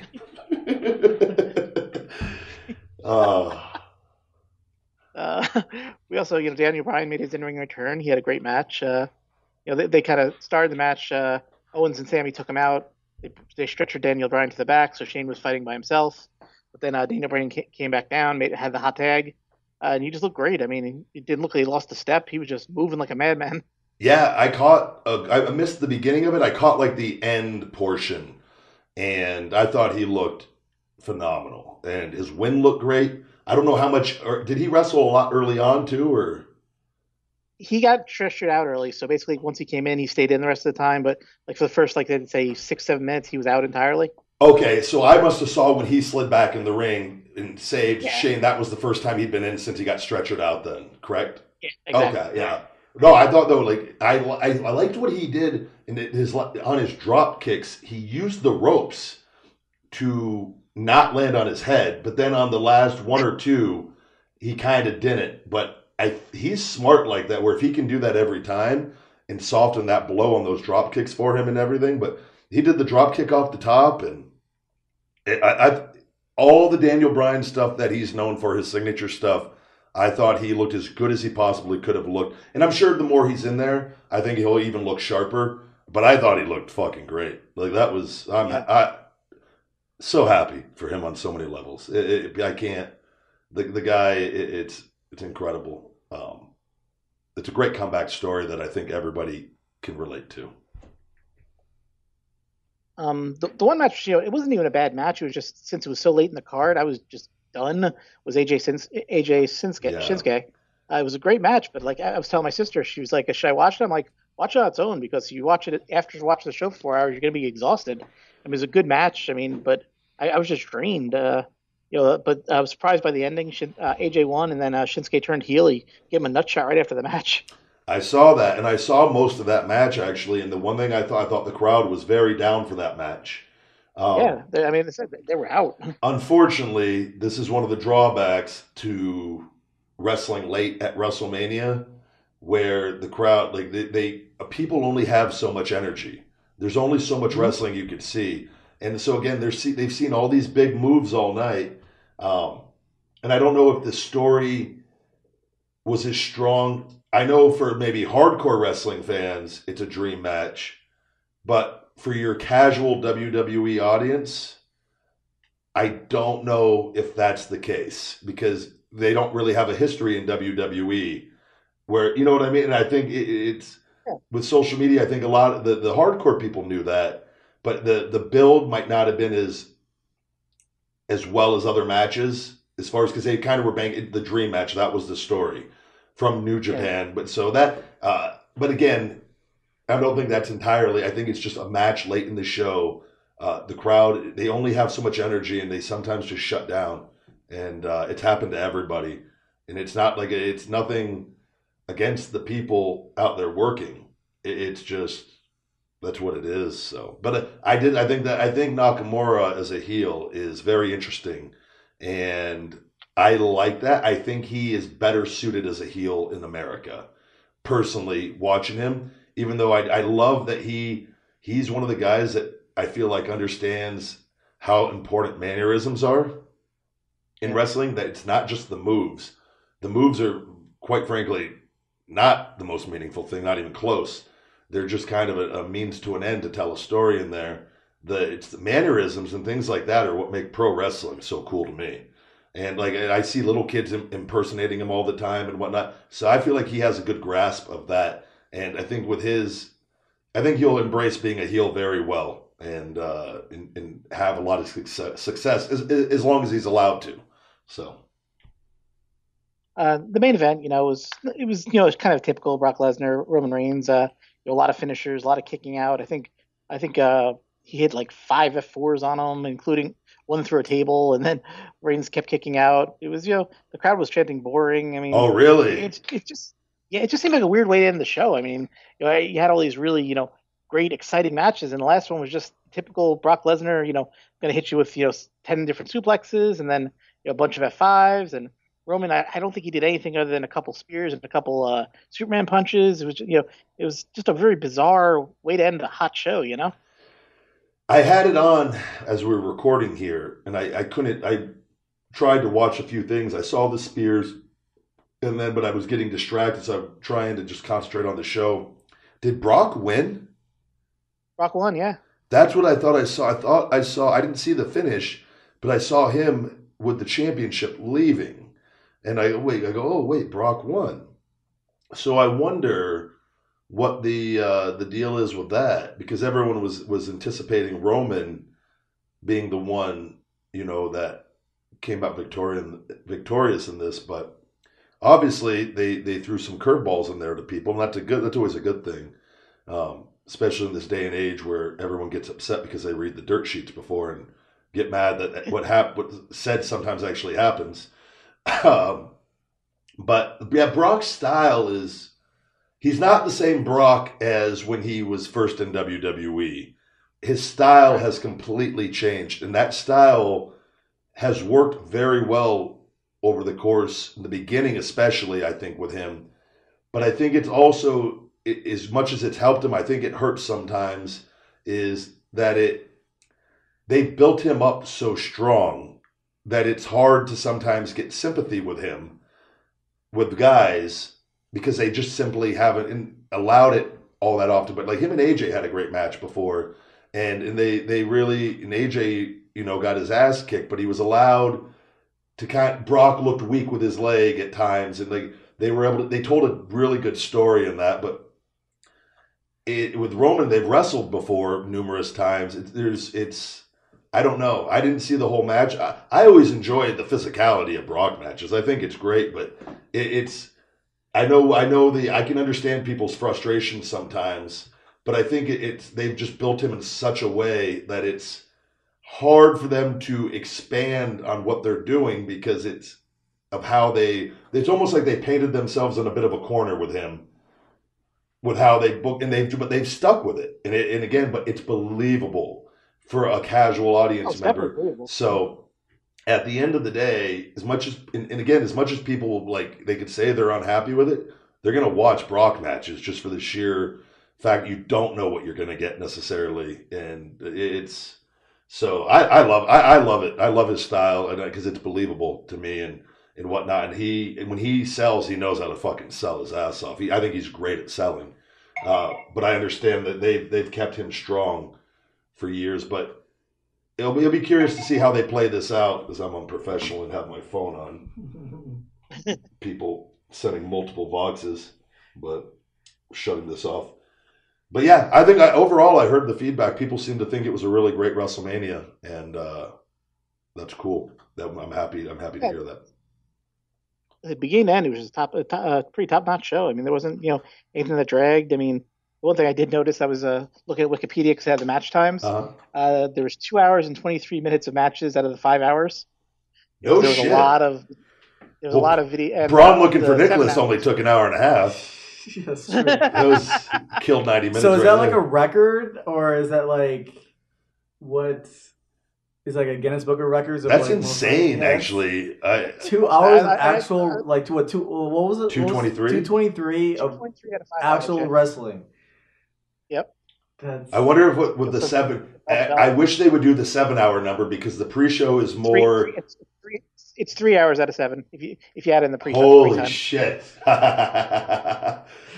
For people sitting there, that is. But again, you can only see so much wrestling, so maybe that is by design. I mean, obviously it's by design, and with video packages and backstage cuts and everything, it's going to the panel, and it's and you give people time to go to the bathroom and get food. I'm sure nobody took advantage of my Uber Feats program that I'd set up. I was delivering. John Cena did. Yeah, I was the one that delivered his beers.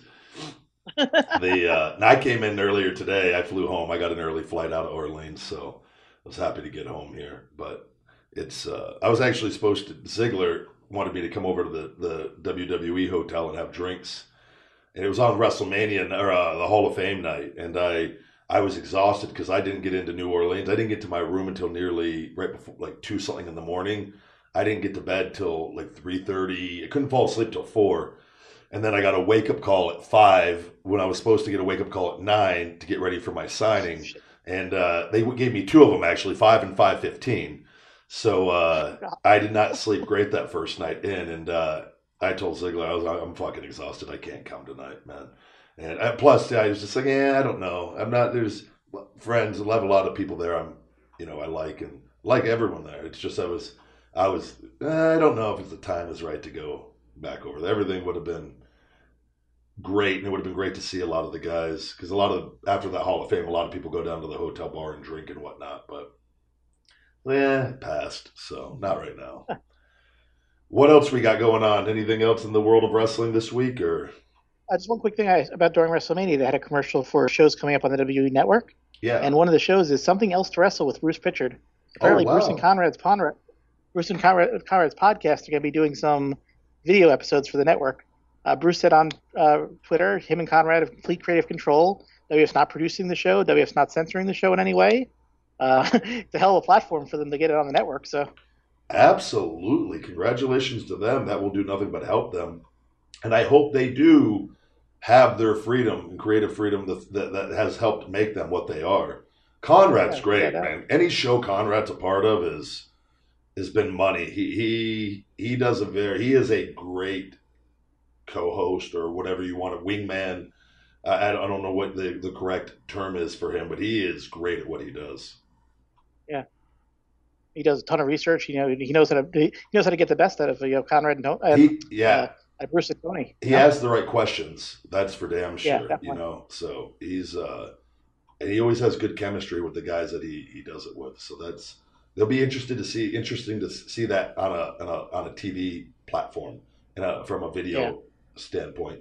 But I think it'll be great. So congratulations to them. Just a couple bits of news. I mean, we kind of talked about WrestleMania. The one thing we kind of talked about was Dana White said that Brock's definitely returning to the UFC. According to MMAfighting.com, one of UFC's biggest box office draws will be heading back to the Octagon. During an appearance on UFC Tonight on Wednesday, host Daniel Cormier asked Dana White if former UFC heavyweight champion Brock Lesnar is coming back, and White gave a clear indication it will happen. Brock's definitely coming back. I don't know when, but yes, he is. But there's several hurdles facing the 40-year-old Lesnar should he make his comeback official. The suspension was frozen while he made the decision to retire. And he could also face extra drug test scrutiny because, given his status as a fighter returning from retirement. Yeah. Lesnar is currently employed by the WWE, but he's expected to lead the promotion after an appearance at WrestleMania this Sunday. Interesting. Is he going there with the WWE Championship? That's I don't know. Go there, win the UFC Championship. He'd be the champ like be the champ of WWE and the champ in UFC. That'd be pretty damn cool. That's interesting. Who knows what's going on with all that? I saw Dana was at the WWE for wearing a Ronda Rousey shirt tonight. I don't know if he was just out there for his match. Well, speaking of which, I mean, did you hear about Conor McGregor's thing? Yeah. And people thought it was just like a WWE wrestling stint. I know. I think the fact that people are even thinking that is But nobody got hit or punched in any of that. And that look, I saw the video. I will say this: Conor is an extremely smart man. He knows not to say that if that was completely real and that. Well, there's videos of people getting cut from. He actually threw the dolly at the bus. And people actually getting cut. And again, with legal stuff and stuff, this could come out to be really, really bad. I'm just saying, but he is if you look at all these like fighters from the past, they all seem to have controversy around them in some way, shape, or form. Right. He hasn't fought in UFC in like a year and a half or almost something. 2 years. Almost 2 years. Yeah. And he finds a way to. It's almost like Donald Trump. There's no such thing as bad press in his mind. Right. And where Conor might just people talk about him and like again. If that was completely, unhinged and everything went down, how that came, like, that it's not good by any means. But I think it all it does though is creates more hype for when he fights again. Yeah. If he fights again, but it makes more headline for casual people that might not have heard of him. Yeah. That makes more people want to see him fight. I'm telling you, and that's where I think a lot of negatives can come from this if people are injured and. Not smart by any means, but at the same time, he is a smart guy. He's not. Well, he's a million. He's like a multi-millionaire. But he's. If you watch documentaries on him and stuff, you can see there's Conor when the cameras are on, and there's Conor when they're not. When he's at his home. Yeah, so it's interesting. I don't know what to make of all of that, but it's he did go to jail, so yes. I don't think he would just it's. Yeah, I don't think the police will be in on it. It's like, hey, Conor, it's like, good job. Hey, guys, we need you to arrest him. Just bring him in. We'll get some photos. We'll give you a little money on the side. We'll make this look legit. They're doing pro wrestling better than pro wrestling now. Yeah. No, but it's... I always said, though, if they can incorporate stuff like that, though, and they pay it off with real fights...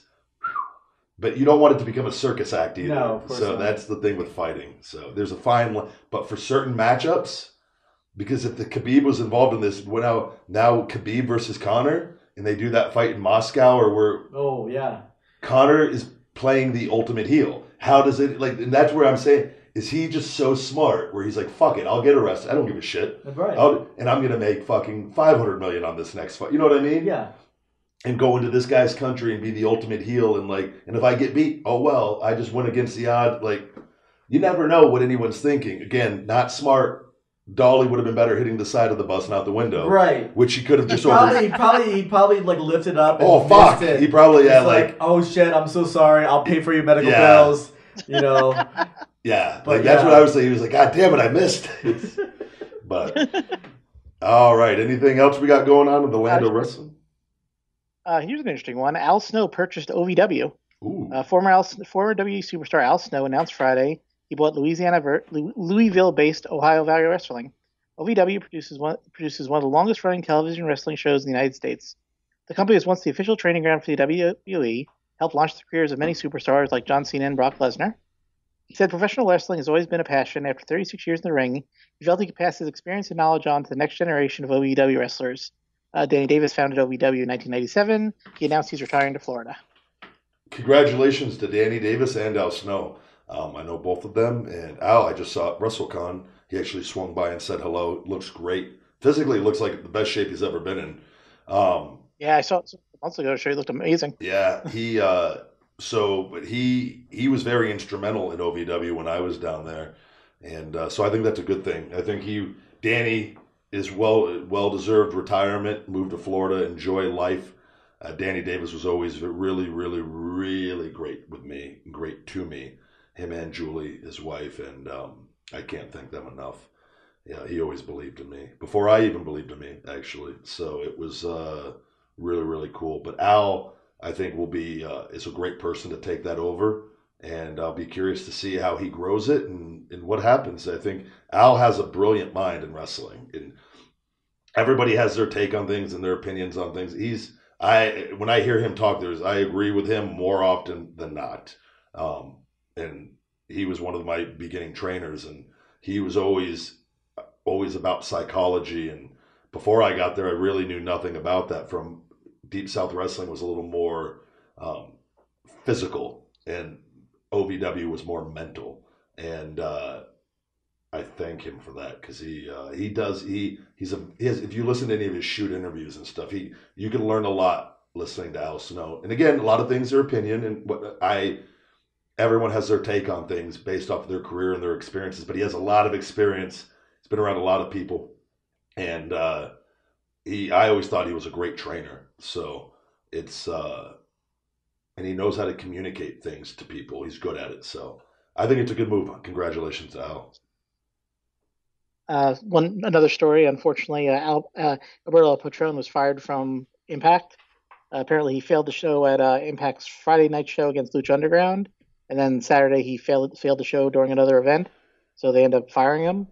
He was supposed to fight Austin Aries at the pay-per-view in April 22nd. Now they changed it to a triple threat: Austin Aries versus Pentagon versus Phoenix, which is actually a pretty hell of a good match. Those guys are all from Lucha Underground. Yeah. But so far, Alberto hasn't released a statement himself, but it seemed to kind of come out of nowhere. So I wonder, has it been confirmed that he's all right, or do they not know? I wonder. First thing I thought when I saw you sent that was, oh, he's probably going back to WWE, because just like a month ago they were talking about he was up there recording stuff, and if you're at WWE headquarters, as big as that place is, the stuff where he's at is not far from Vince.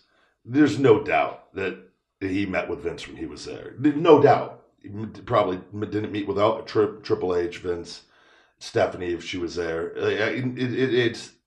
He wouldn't be there and not see them. Or I don't think they would have him come there and not. So I think it's probably, I didn't know if he was under contract with them or doing a per show appearance. So it might just be them kind of just having the upper hand on it. So it's not like he, you know what I mean? If he no-showed, I don't know nobody knows probably what was really going on. But if that is the case, they probably just, okay, we're just going to terminate whatever agreement we did have, whether a handshake deal or per appearance deal, or if there was a contract in place. And I wouldn't be shocked if he's just going back to WWE. Again, you always want to do good business, though, with everyone, as far as your commitments or things of that nature. But again, I don't know anything about the situation. He might have called them and told them. Maybe they just weren't happy with it. And maybe they chose to handle it. I don't know. Or it could have been that he did no show. And I think stuff comes out. You never know who's telling the truth or whatnot. And so I'd be interested to see what happens with all this. Yeah, I mean, we had talked a couple of weeks ago about it. It seemed like he might be coming back. So definitely keep an eye on it. And that's all I got for this week.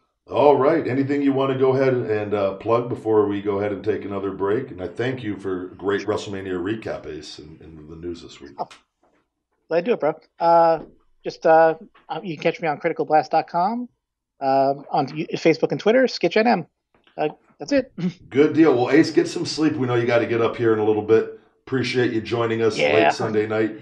And recover from that WrestleMania. No kidding. And we will talk with you next week, Ace. Yep. Good night, guys. All right, take care. And we'll be right back after these messages, guys. Hey, guys. This is the big guy, Ryback. And I want to personally say thank you to you guys, our great listeners and supporters, for an amazing 2017. 2018 is surely going to be even better.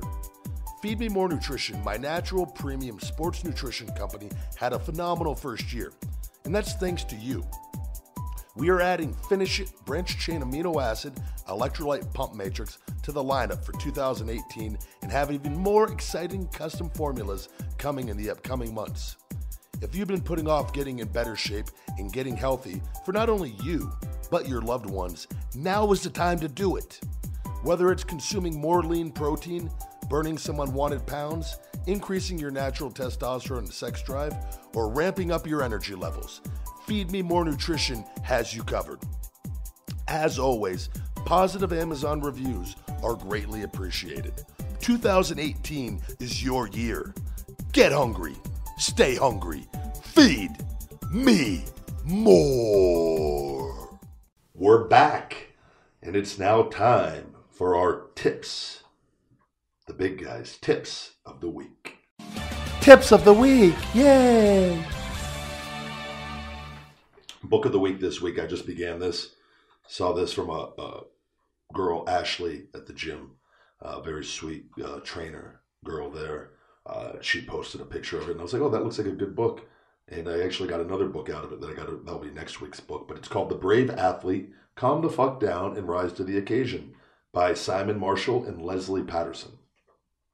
So I'm looking forward to finishing that book this week. I don't like to actually talk about the books and spoil people. I don't know enough about this one. I just started it anyways, but I think it's good for people to read and get what they can from it. And I always try to get 1 or 2 things from every book. Quote of the week. One of the happiest moments in life is when you find the courage to let go of what you can't change. And I got that from the Quotes app this week. And very true, this quote. And I've experienced it personally. So, nutrition. Tip of the week. You don't always have to eat full portions of restaurant food. Try eating 3/4 of it or even half of it and saving the rest for a later time. It's a good way to cut down on calories if you're over consuming. And a lot of places have very large portions. Yes. And if you're someone who struggles, again, met multiple people at WrestleCon this week who somebody lost 120 pounds since they've been listening to this podcast. Wow. This stuff, it's happening more and more and more. Like I never thought in a million years that the tips of the week would have that much of an impact.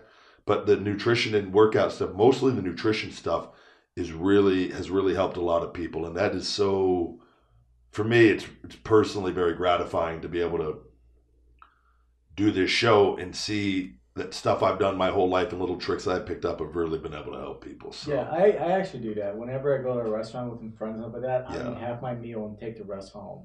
And I eat all of it all the time, but I'm trying to always. I eat, but it's a little different. People that struggle with weight loss, if you're overweight and you constantly are struggling, making little changes like that.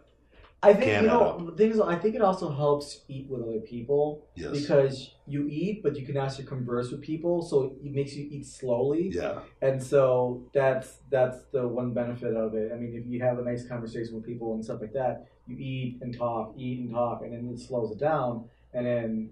Because you want to eat slow. Yeah. Well, some people though that's a problem because then they snack on appetizers. And they go through, that's true. Like if the longer you're there, if both parties are health conscious, it'll help. Because I remember, but a lot of people aren't. Like my uncle struggles with that. Like when he has struggled with losing weight for his whole life, and he's lost it before, but he's put it back on. And he's a big regular soda drinker, and he loves going out to eat. But he doesn't. Does he go by himself? Or does he I'm sure both by himself and with people. Okay. But he's never. He doesn't even eat a lot. Like he doesn't like snack or things, but he just eats, I think, the wrong foods and the Pepsis. Drinking your calories will ruin you. I've told people, if you can eliminate drinks with calories in it, that alone will be the best thing you ever do for yourself as far as cutting down calories. Right. But a lot of people really, really, like, I can go out to eat and just get my healthy food, and I'll drink water, or I'll drink unsweet tea, or I'll have a coffee. Right. And if I want to I'll drink decaf then, so I can be doing something while I'm socializing. You know what I mean? Yeah. Socializing with it. But if you have bad habits in place, which a lot of people do, and they don't even know it, whether they don't. Oh, it's just chips and salsa. But before you know it, you've eaten 4 baskets of chips and salsa and had 3,000 calories. Or going to a restaurant where they serve bread and butter. Right before. Carbs and fats. Yes. Again, another rule of my health tips: don't mix your carbs and fats. Restaurants always mix carbs and fats unless you specifically know what you're looking for. It's such a dangerous combo, and that's where I think some people. It's just little things like this: just cutting down on your portion a little bit. Eat half your meal there. Get a box, take the other half home, have it a little later, and get 2 meals out of it. Whereas you might go home and eat something entirely all different. Yeah. And just little changes like that add up over time. Yeah. I mean, another thing is, though, I eat a lot with Alexis Fox, a performer, but we always go to, we went to Cheesecake Factory, and they have huge portions. So we just bought one meal. We bought one meal and split. Your server wasn't happy with that. Cheap shit. I know, exactly. So, but yeah, I mean, anything that serves large, portions, it's nice to split it with other people, or that. And that's one benefit. If you both obviously the bad habits of it. Not a bad trick for dates either. No, save a little money. Exactly. I think we should split this meal, honey. I think I'm looking up for my calories. Exactly. I gotta watch my figure. I got 10 more dates this week. I need to say. Speaking of food, today's my carb day. I'm looking forward to eating a huge carb meal after this show. Yeah. But I'm looking forward. I want to do it. Probably I'm going to have to figure out a week. I think maybe the first week of May to do the food challenge. Because I'm off the first week of May. Okay. Before I go to Australia and doing double tours out there in the middle of May.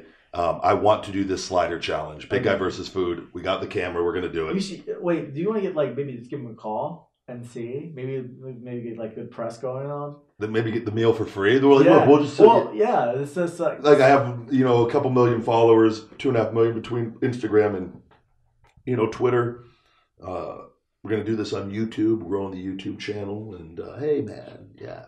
I honestly think that'd be great. They get a crowd there. Yes, we should advertise it. Yeah, we need to actually come up with a date. People chant, "Feed me more, feed me more." And I just fucking disappoint them heavily when I can't complete the challenges. You have one. It's like people come out to meet me and root me on, and I fail miserably. Like not even close. Fail miserably, and then I'm in such a bad mood and sick after that I don't want to do pictures or autographs. Oh, yeah. Just a horrible fan experience. Fuck this guy. Yeah. God damn it. This guy puked on himself afterwards. The little bitch.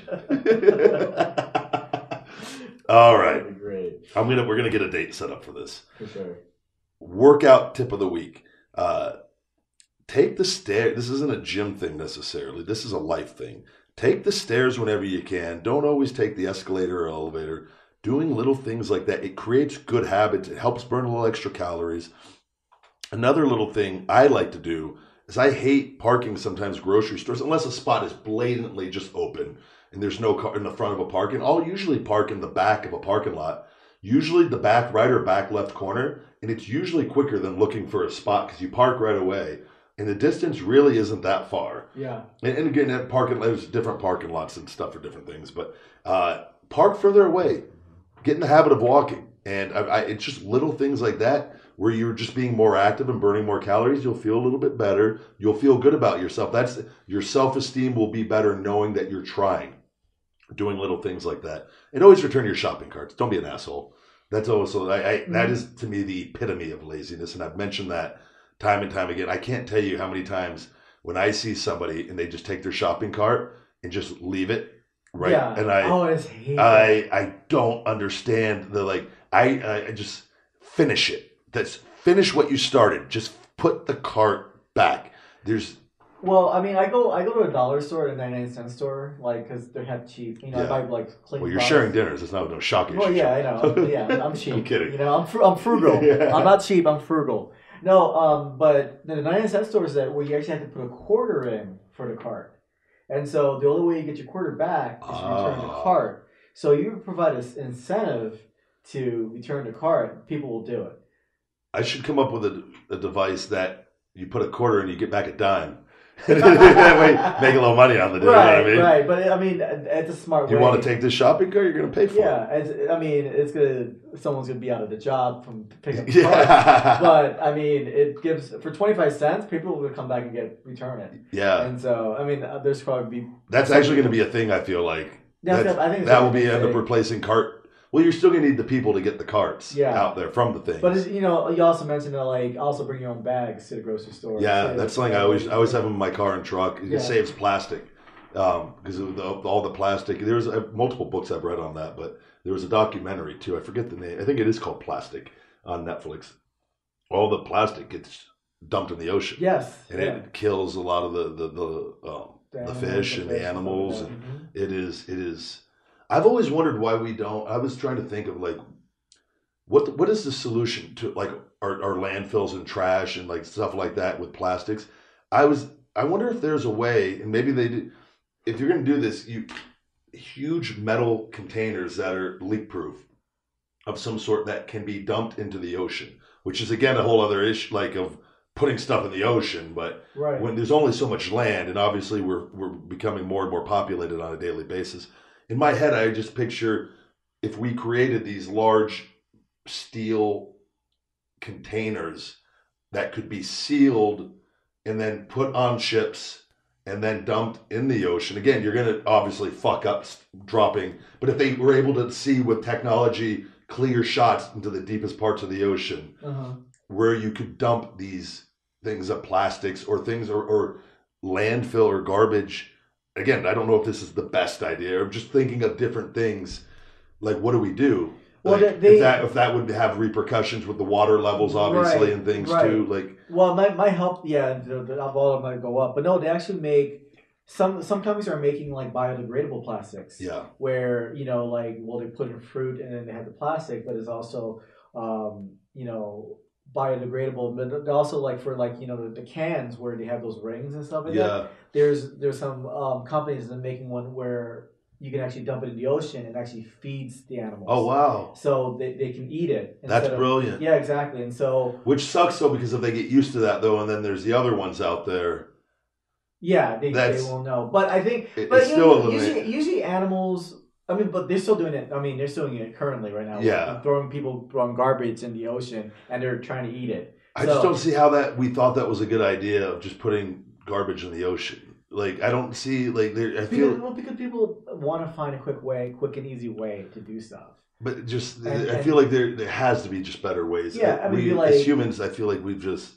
Yeah. We have to learn from the past. Like I said, everything involves around money. So what's the quick and cheapest way to get rid of stuff? Yeah. It's just dump it in the ocein or find a little hole and dump it in there. Problem is we are overpopulated. There's way too many of us, and we are going through things at such a rate, and it's insane. Yeah, it is. We are truly.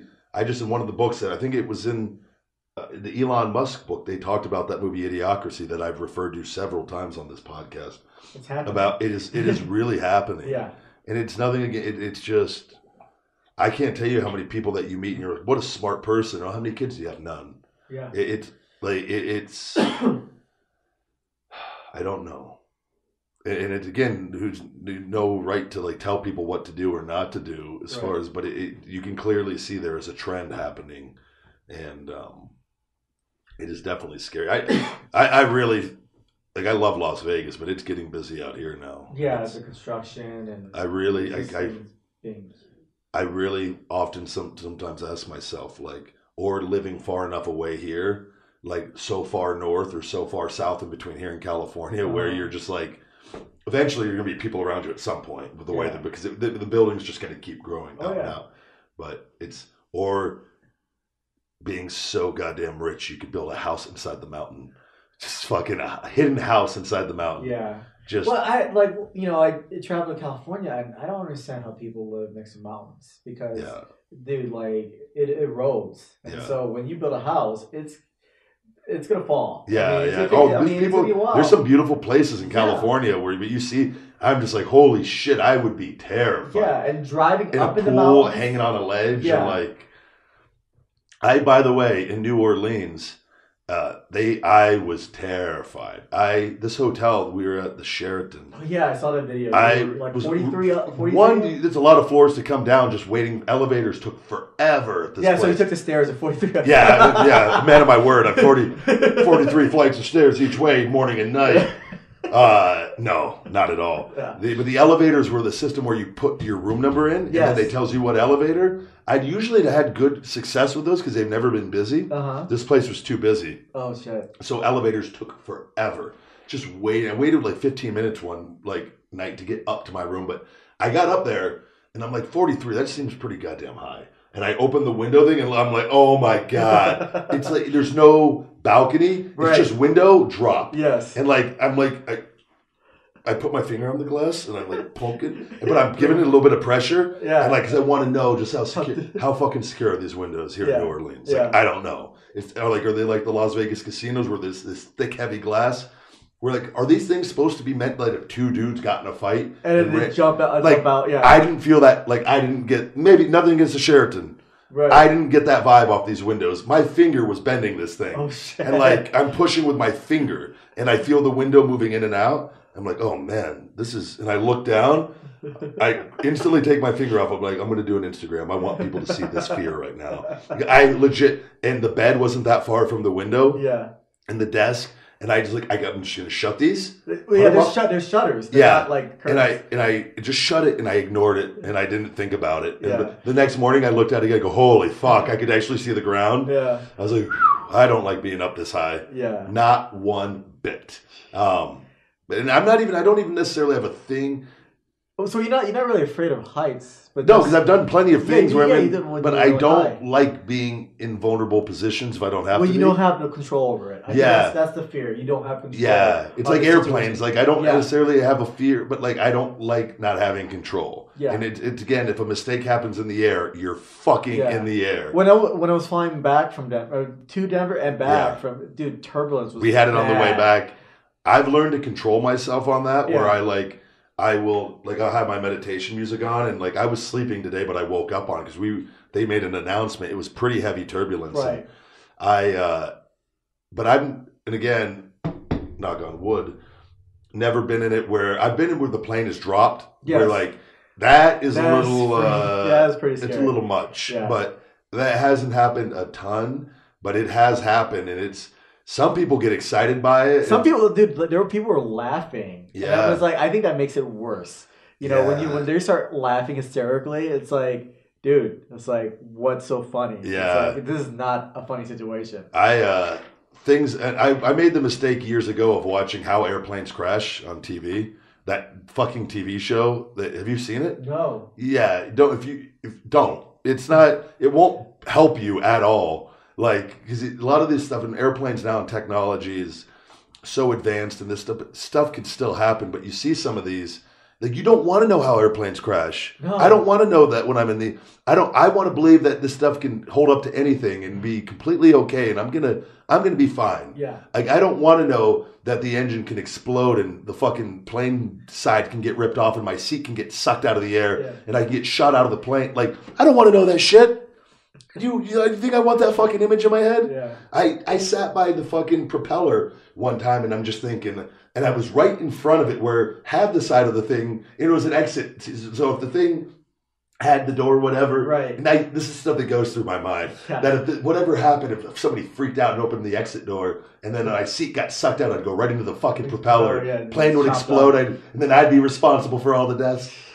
And it would probably be quick and painless, but still, right. Thinking about it is the fear. Yeah, God damn it. Exactly. I just put me in a fucking automobile and I'm happy. I'll drive everywhere. Well, it's funny. I remember I keep seeing this meme all the time where the guy, the plane's it's already landed, but they're doing the setups, but like a guy taking duct tape. Putting it around the jet, and it's like, oh yeah, I'm really safe right now. This plane's holding up with duct tape. We fly so much. You see, planes are constantly in and out, and they do their shit. And I'm just like, I wonder. I don't know. It's like because there's so many moving parts and technology. Yeah.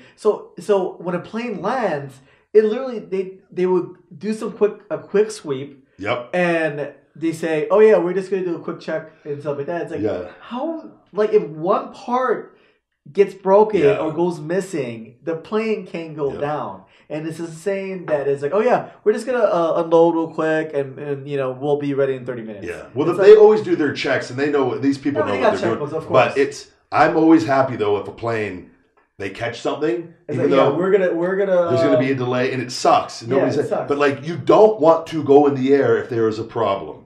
Like, that is always, it sucks, yes. And people complain. It's like, oh, man, my flight's being delayed and stuff like that. I'm going to miss my connection in Denver, asshole. It's like, how about not making a concession at all? Do you want to be able to go to bed tonight? Right. Like, that's where you got to be thankful. Like, oh, I'm glad they caught that. Yes. Like, that's what and again, travel sucks when stuff goes wrong because it happens all the time. Right. But, yeah, it's just another way to look at things because it's... Yeah, you have to look at a different perspective on things and not just complain that things are not going your way. And yes, it's an inconvenience, but I think the inconvenience is better than losing your life or getting injured. Absolutely. That's getting sucked out of an airplane. They did How Airplanes Crash. The side got ripped off in flight, and the seats all got ripped out all around it. My God. And I was just like, well, how fucking far away do I need to be away from it, the door to open or the side of the plane? Well, they said I remember saying that sitting in the back is better because that's what I try to do. People sitting in the back is better because you have a higher, a small percentage chance of surviving. Yeah, that's what I've always said. Because it lands, because a lot of the planes land or crash face first, like hitting a mountain or something like that. Yeah. So there's more. You have more of a likelihood, even as small as it is, that based on statistics, people in the back of the plane probably somewhat survive. Plane was crashing, I would just get up and run to the back if I was in first class. Fuck this! Is there any open seats? Yeah. Throw little 10-year-old Nicholas out of the seat. No, not today, buddy. Like, I'm taking your tag team. I'm taking your championship away from you. Go get it. Everyone else freaking out.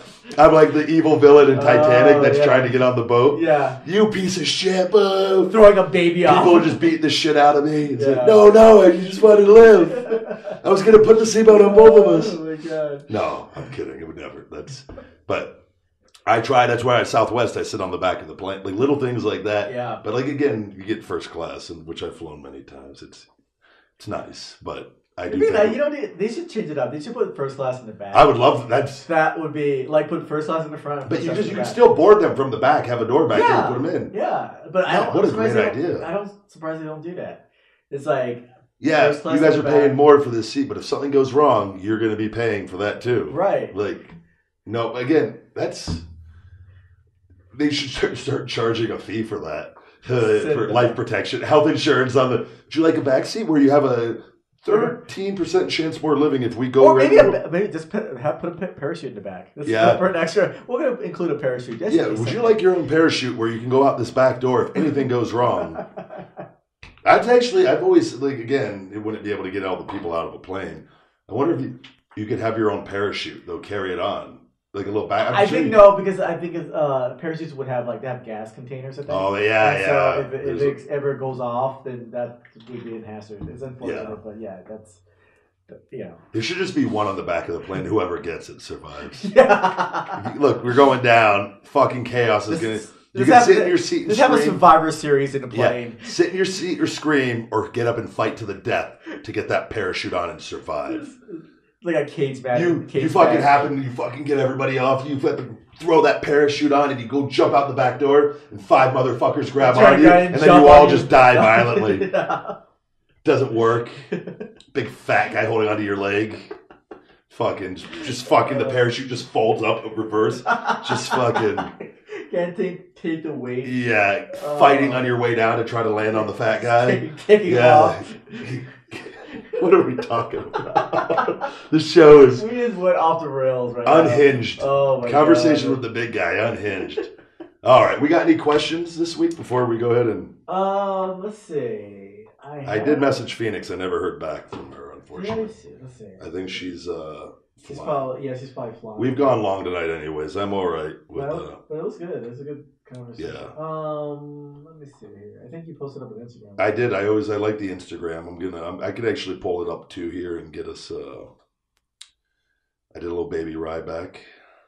That's what I would look like as a baby. People say it was freaky. I got one here from Alpha Camo. Why didn't you become Braun Strowman's tag team partner at WrestleMania 34? Because Nicholas took over. Nicholas took my spot. Was a better candidate than you, apparently. Yeah, we're equal championship reigns. When will the big guy testosterone booster be back in stock again? It is off feedmemore.com. It's not available right now. There was also an issue with feedmemore.com with the webmaster, with the old webmaster who was a problem. He didn't notify my new webmaster. Something expired with feedmemore.com and she had to renew it. It took like 24 hours. Yeah. But I have feedmemorenutrition.com is linked to it. Okay. Both of them were feedmemore.com reroutes to Feed Me More Nutrition, right. Whereas Feed Me More Nutrition always rerouted to feedmemore.com. It's the same exact site. So Feed Me More Nutrition is working. Feedmemore.com should be working when this podcast comes out. But the big guy testosterone booster, Finish It BCAA comes in Tuesday this week. I'm hoping to have it on feedmemore.com Tuesday or Wednesday night. And then shipping it out to Amazon. I got to ship out a bunch more stuff for them this week. I'm still having issues with the Wake Up Unlimited Energy Cherry. They have been absolute assholes to deal with, and I mean that in the nicest way possible. They suck for their sellers, and I've said it time and time again. And I'm not even getting into it this week. Hopefully that issue is resolved. They're a bunch of... dealing with some morons on that end over there. No joke. Like, it's robots, automated system. They fuck up and they blame it. It's just absolutely asinine. And I've spent probably 7 hours on the phone of wasting my time speaking to supervisors and people. Yes, you are 100% right. This was a shipping error by our part. Mm-hmm. This should never have happened. And then they don't even have communication with the department that has to fix it. They have no way to access them. Only through the email that they keep sending me, and they've sent me the email 10 times. Yeah. I've responded 10 times. I've given them the supervisor. They go, no, your email has answered all of these questions completely. This should have been overturned, and they haven't done it. And they've ignored requests put in by the supervisors. Right. So they've done nothing. They've refunded me money on like FBA fees, but they've cost me now probably in the thousands of sales. Wait, so is there any way you can repost? Because how's the Amazon store work or process? Can you create a new product and basically post up the problem is my inventory is there, and I would have to then reship inventory, which I can, like that is I don't know if they're at the time. I always try to keep it around 100 units per thing at the time because they go through pretty quick. Okay. But I ship a lot each time. There's close to 100 units in stock of it right now on there, and I don't know what's going on with it. Like I don't know if it's like they're going to try to ship it back because like they're not answering the emails, and they just sent the same email they've sent 10 times and not acknowledged the other 9. Wow. It is again, and I tweeted them this morning. The Amazon helping them, and I haven't heard anything back from them yet. They made a post and they did reach out once, and then I called, and then again the supervisor, everyone, yes, you're right. It's not even a matter about being right or wrong. It's like, yeah, that should not have been put on you, and you should not have had your item unlisted for a shipping mishap on our part. Right. And it's they're buying from Amazon, great. Yeah, selling on Amazon. If you sell on Amazon, you know what I'm talking about. Especially if you sell supplements on there, they make you pay $3,000 just to sell on there. They've gotten too greedy. I'm telling you, it is crazy. That guy, whoever, what's his name? Jeff Bezos. Yeah, I think he has like a fucking agenda to run the world. Like there's something deep down. Like, yeah, because he owns the Washington Post. Yeah. So he's trying to be like a... I'm cool with success, but I think there's a hidden agenda of like... Of course. Where everything is just owned by Amazon eventually. Like... Yeah, Amazon, Google, where the powerful are just beyond powerful, and we are all their slaves. Mm-hmm. Like that is what I feel like they are building. And I look at their fees and things, and it's like, oh, come on. Like you guys are going to take that much money? Like I get you guys taking money and making money, but like you should treat your sellers a little better. And you don't need them. Nobody needs Amazon. It's been great, don't get me wrong, for getting the product out there. I had plenty of sales on feedmemore.com before that, though, and made way more per item through feedmemore.com. So I encourage people to buy through the website more than Amazon. Mm-hmm. And use the discount codes and get the money to have it where it equals out about the same. So, but test booster, hopefully within the next 3 to 4 weeks. Finish it comes in Tuesday. The manufacturer of the sale has been gone through, and I talked to the owner, and everything is being resolved in the next couple weeks. Everything was like at 6 weeks behind because of this sale of the company, and it took a little threw a little bit of a wrench in things, but like they're actually giving me some major discounts moving forward. It's actually worked out pretty nicely financially for me. So, but just buy it on Amazon for the time being, and I hate saying that, but that we have plenty on Amazon right now. So you got one, Mike P for DC. What will be your last meal? What would be my last meal? Yeah. Just let's say if you were in jail. About to get, or on my last plane ride. Yeah, last plane ride. What will be your last meal? I will say I love, and this isn't. I probably do pizza and boneless wings. Yeah. And donuts. I would just gorge myself into a coma. Fats, carbs, sugars, fucking big regular soda. Yeah. Just be that way. The pain would be minimal from anything else. True. I would be in such a daze that this plane's going down. Pass out. I will say I love Baja Fresh. But they're out of business, right? Yeah, but there's one in the airport still that's owned by different people. Really? I was devastated. I flew out when I flew out to New Orleans was my carb day, and I had been planning all day. I forgot I was flying out Southwest. I was hoping I usually fly out of the D gates, which has the Baja Fresh in there. I was so excited to have 2 chicken and steak Baja burritos with extra. I love the Baja sauce. I will drink the Baja sauce. I'll get a cup of it and just drink it. So good. And I was excited all day, and then I found out I was flying out of the Sea Gates, the Southwest terminal and section of the airport, and I couldn't go to Baja Fresh. So I had to get Jersey Mike's and Payway, which was fine. Right. Very happy with those. But when my heart was set on something, I would probably throw a nice steak Baja Fresh burrito in with the pizza. And it's... Yeah, I don't know what would be my last meal. Maybe like a nice juicy steak. I think that would be... I'm not against that either. There's me. I might just have everything. Yeah. Just a smorgasbord of food. Yeah. Foods and stuff like that. But yeah. A buffet. It would just be my last meal. Oh my god, yeah, that's awesome. Yeah. I was going to say there was a good one here by the Mini Bean. Will there be a Feed Me More creatine or any recommendations? Yes, that is actually one of the supplements. I'm going to be doing a creatine with 10 different creatines. And I got a really cool wrestling name with that. And that will be another. That one might not actually be nearly as expensive to do as some of the others. So that one could be sooner rather than later. Again, I'm trying to come out with the heavy hitters up front and then expanding the line. But that creatine, I'm a big user of creatines, and I do 10 different creatines when I take it. So, and it works really well. So that is something to stay tuned for. Is that creatine? Because I mean, I don't know anything about supplements and stuff like that. Is that one of the bad substances? No, or is that actually that's one that's been proven to work, and where it helps kind of pull water into your muscle, into your cells. Oh, okay. And it can help you put on good weight. There's different creatines. Some have sugars in them, and it helps kind of transport it. I like the ones without any calories in it or anything. And there's a creatine. There's different ones that have 10 different forms of the creatine in it, and some people react better to others. So it's good to kind of have a mix of them because you're going to pretty much be guaranteed it's going to work. Okay. So it's that is something that definitely will be a part of Feed Me More nutrition moving forward. The name of the supplement that I took, somebody asked for the bones, is Calcium by New Chapter. New Chapter, whole food calcium, plant sourced whole food calcium by New Chapter. That is available on Amazon or usually in vitamin shops and in different maybe nutrition stores. Not all of them necessarily, but definitely on Amazon. I know that much. Looking on, we'll see if we could take one or two more here. Somebody was on the plane ride with me, they said. Yeah. The black flight attendant, the dude, was the one that shit just so that guy on the plane, just so you know exactly who it was. Because I think there were multiple male flight attendants. And I don't You know what? That'd be really funny if, like, the next flight you go to, you see the same guy. Yeah, and he listens to the show. That would be great. Bro, why'd you put me out there like that? Bro, why'd you let me walk into that? This would be exactly what I'd fucking say. Smell what the big guy's cooking, huh? You son of a bitch. Fuck.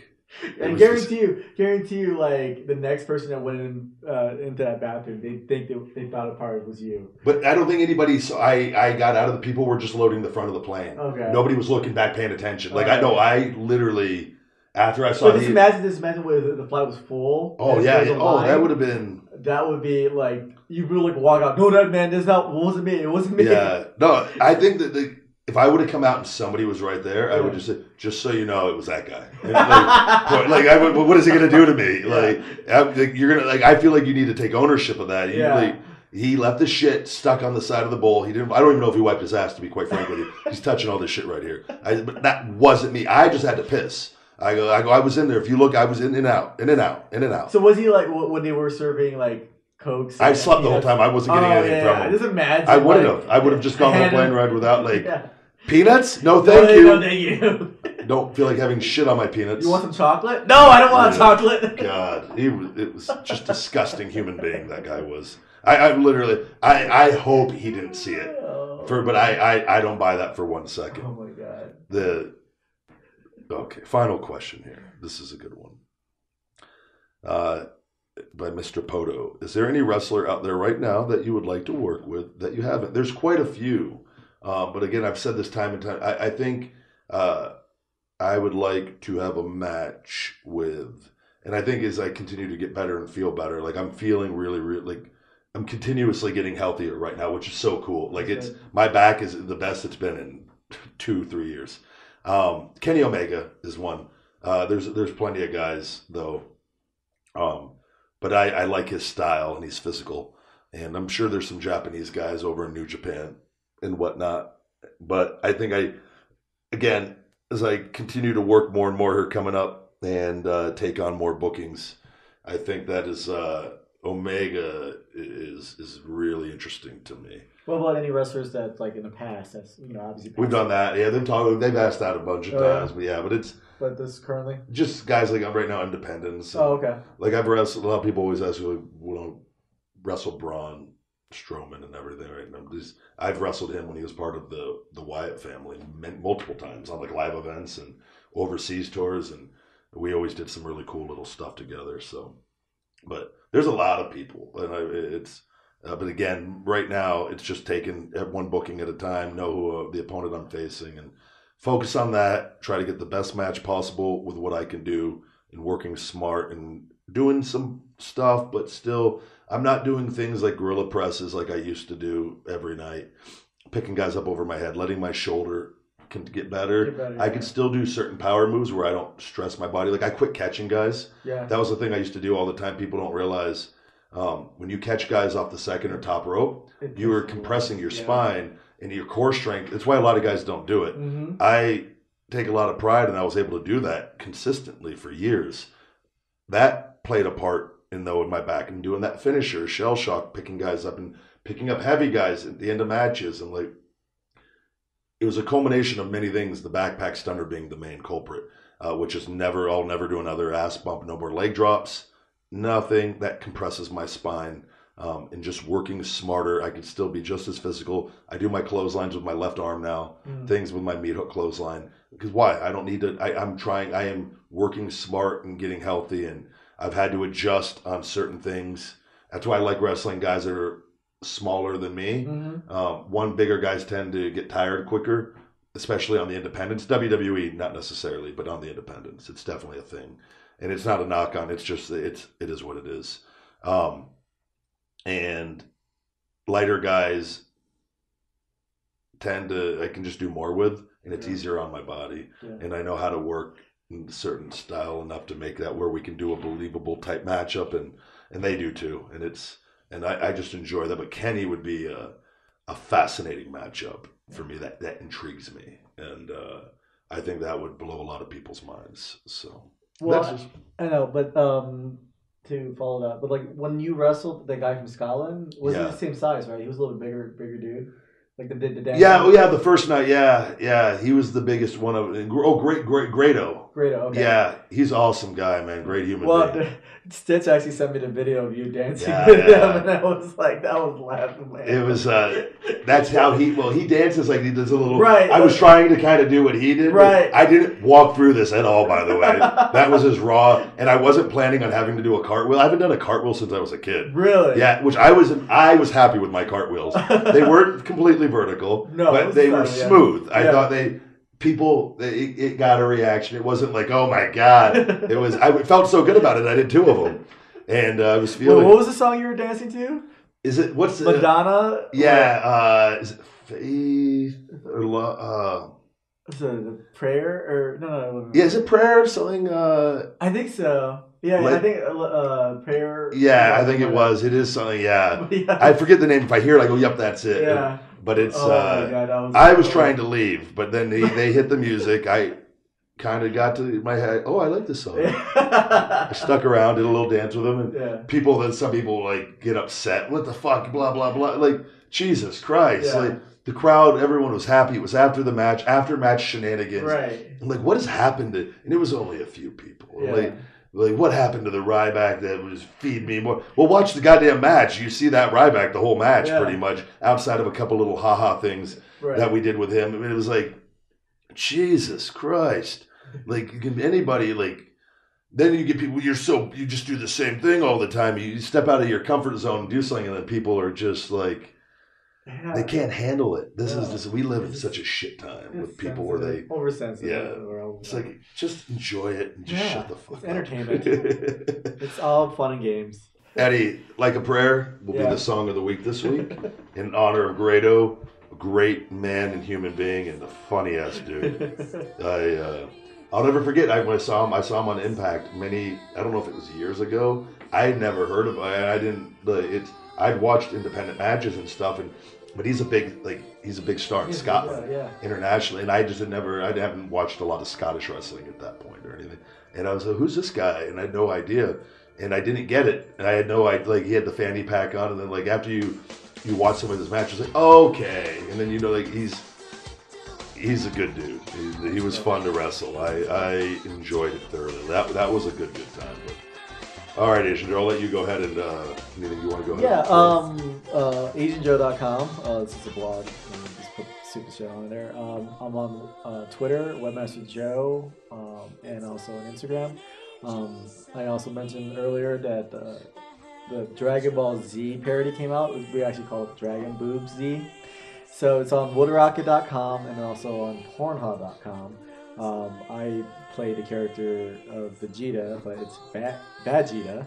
So check that out and send me your comments. I love to hear your feedback, whether you like it or you don't. It doesn't matter. I like to see some feedback. So, and that's it. At Webmaster Joe on all platforms, right? That's correct. Good deal. For all female, I don't know what the voice. For all female guys, went into like a weird South Park Cartman. Yeah. For all female guys, that was kind of marked for life a little. For all fan mail for the big guy Ryback, P.O. Box 752740, Las Vegas, Nevada 89136. Got a big stack of it out. I got to go grab it out of my truck. I forgot and get that out this week before I fly out with everything else I got going on. Amazon merch, Feed Me More Nutrition, Feed Me More, Ryback, the big guy, everything. All the Amazon merch is under Feed Me More Nutrition on Amazon, under the search. Feed Me More Nutrition on Amazon, feedmemore.com, eBay for international orders, and in Las Vegas at Spartan Nutrition and Wise Chiropractic. For my personal video shout-outs, videos from the big guy Ryback, go to bookcameo.com/thebigguy_Ryback. bookcameo.com/thebigguy_Ryback. For your personal videos, do all sorts of different ones. Those are a lot of fun for me. I get to work on promos kind of doing those sometimes. So it's I actually truly, I enjoy doing those a lot.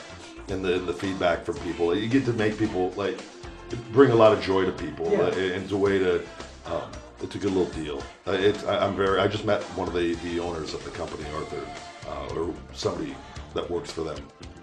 Great guy. Came out to WrestleCon actually. So, for all professional wrestling bookings, please email bookthebigguy@yahoo.com. Paula will help you on all bookings. For myself, Wake Up, It's Feeding Time, my motivational book, available on Amazon in paperback, Audible, and Kindle formats. Fuel Meals, my personal meal prep service. Fuelmeals.com. Save 15% with code THEBIGGUY. Follow us and me on social media at CWTBG, at Ryback22 on Twitter, at Feed Me More Nutrition on Facebook, at The Big Guy Ryback22 on Instagram, at Feed Me More Nutrition on Instagram, and Ryback247 on Snapchat. Thank you guys for listening. You have just listened to another episode of Conversation with the Big Guy. Bye-bye.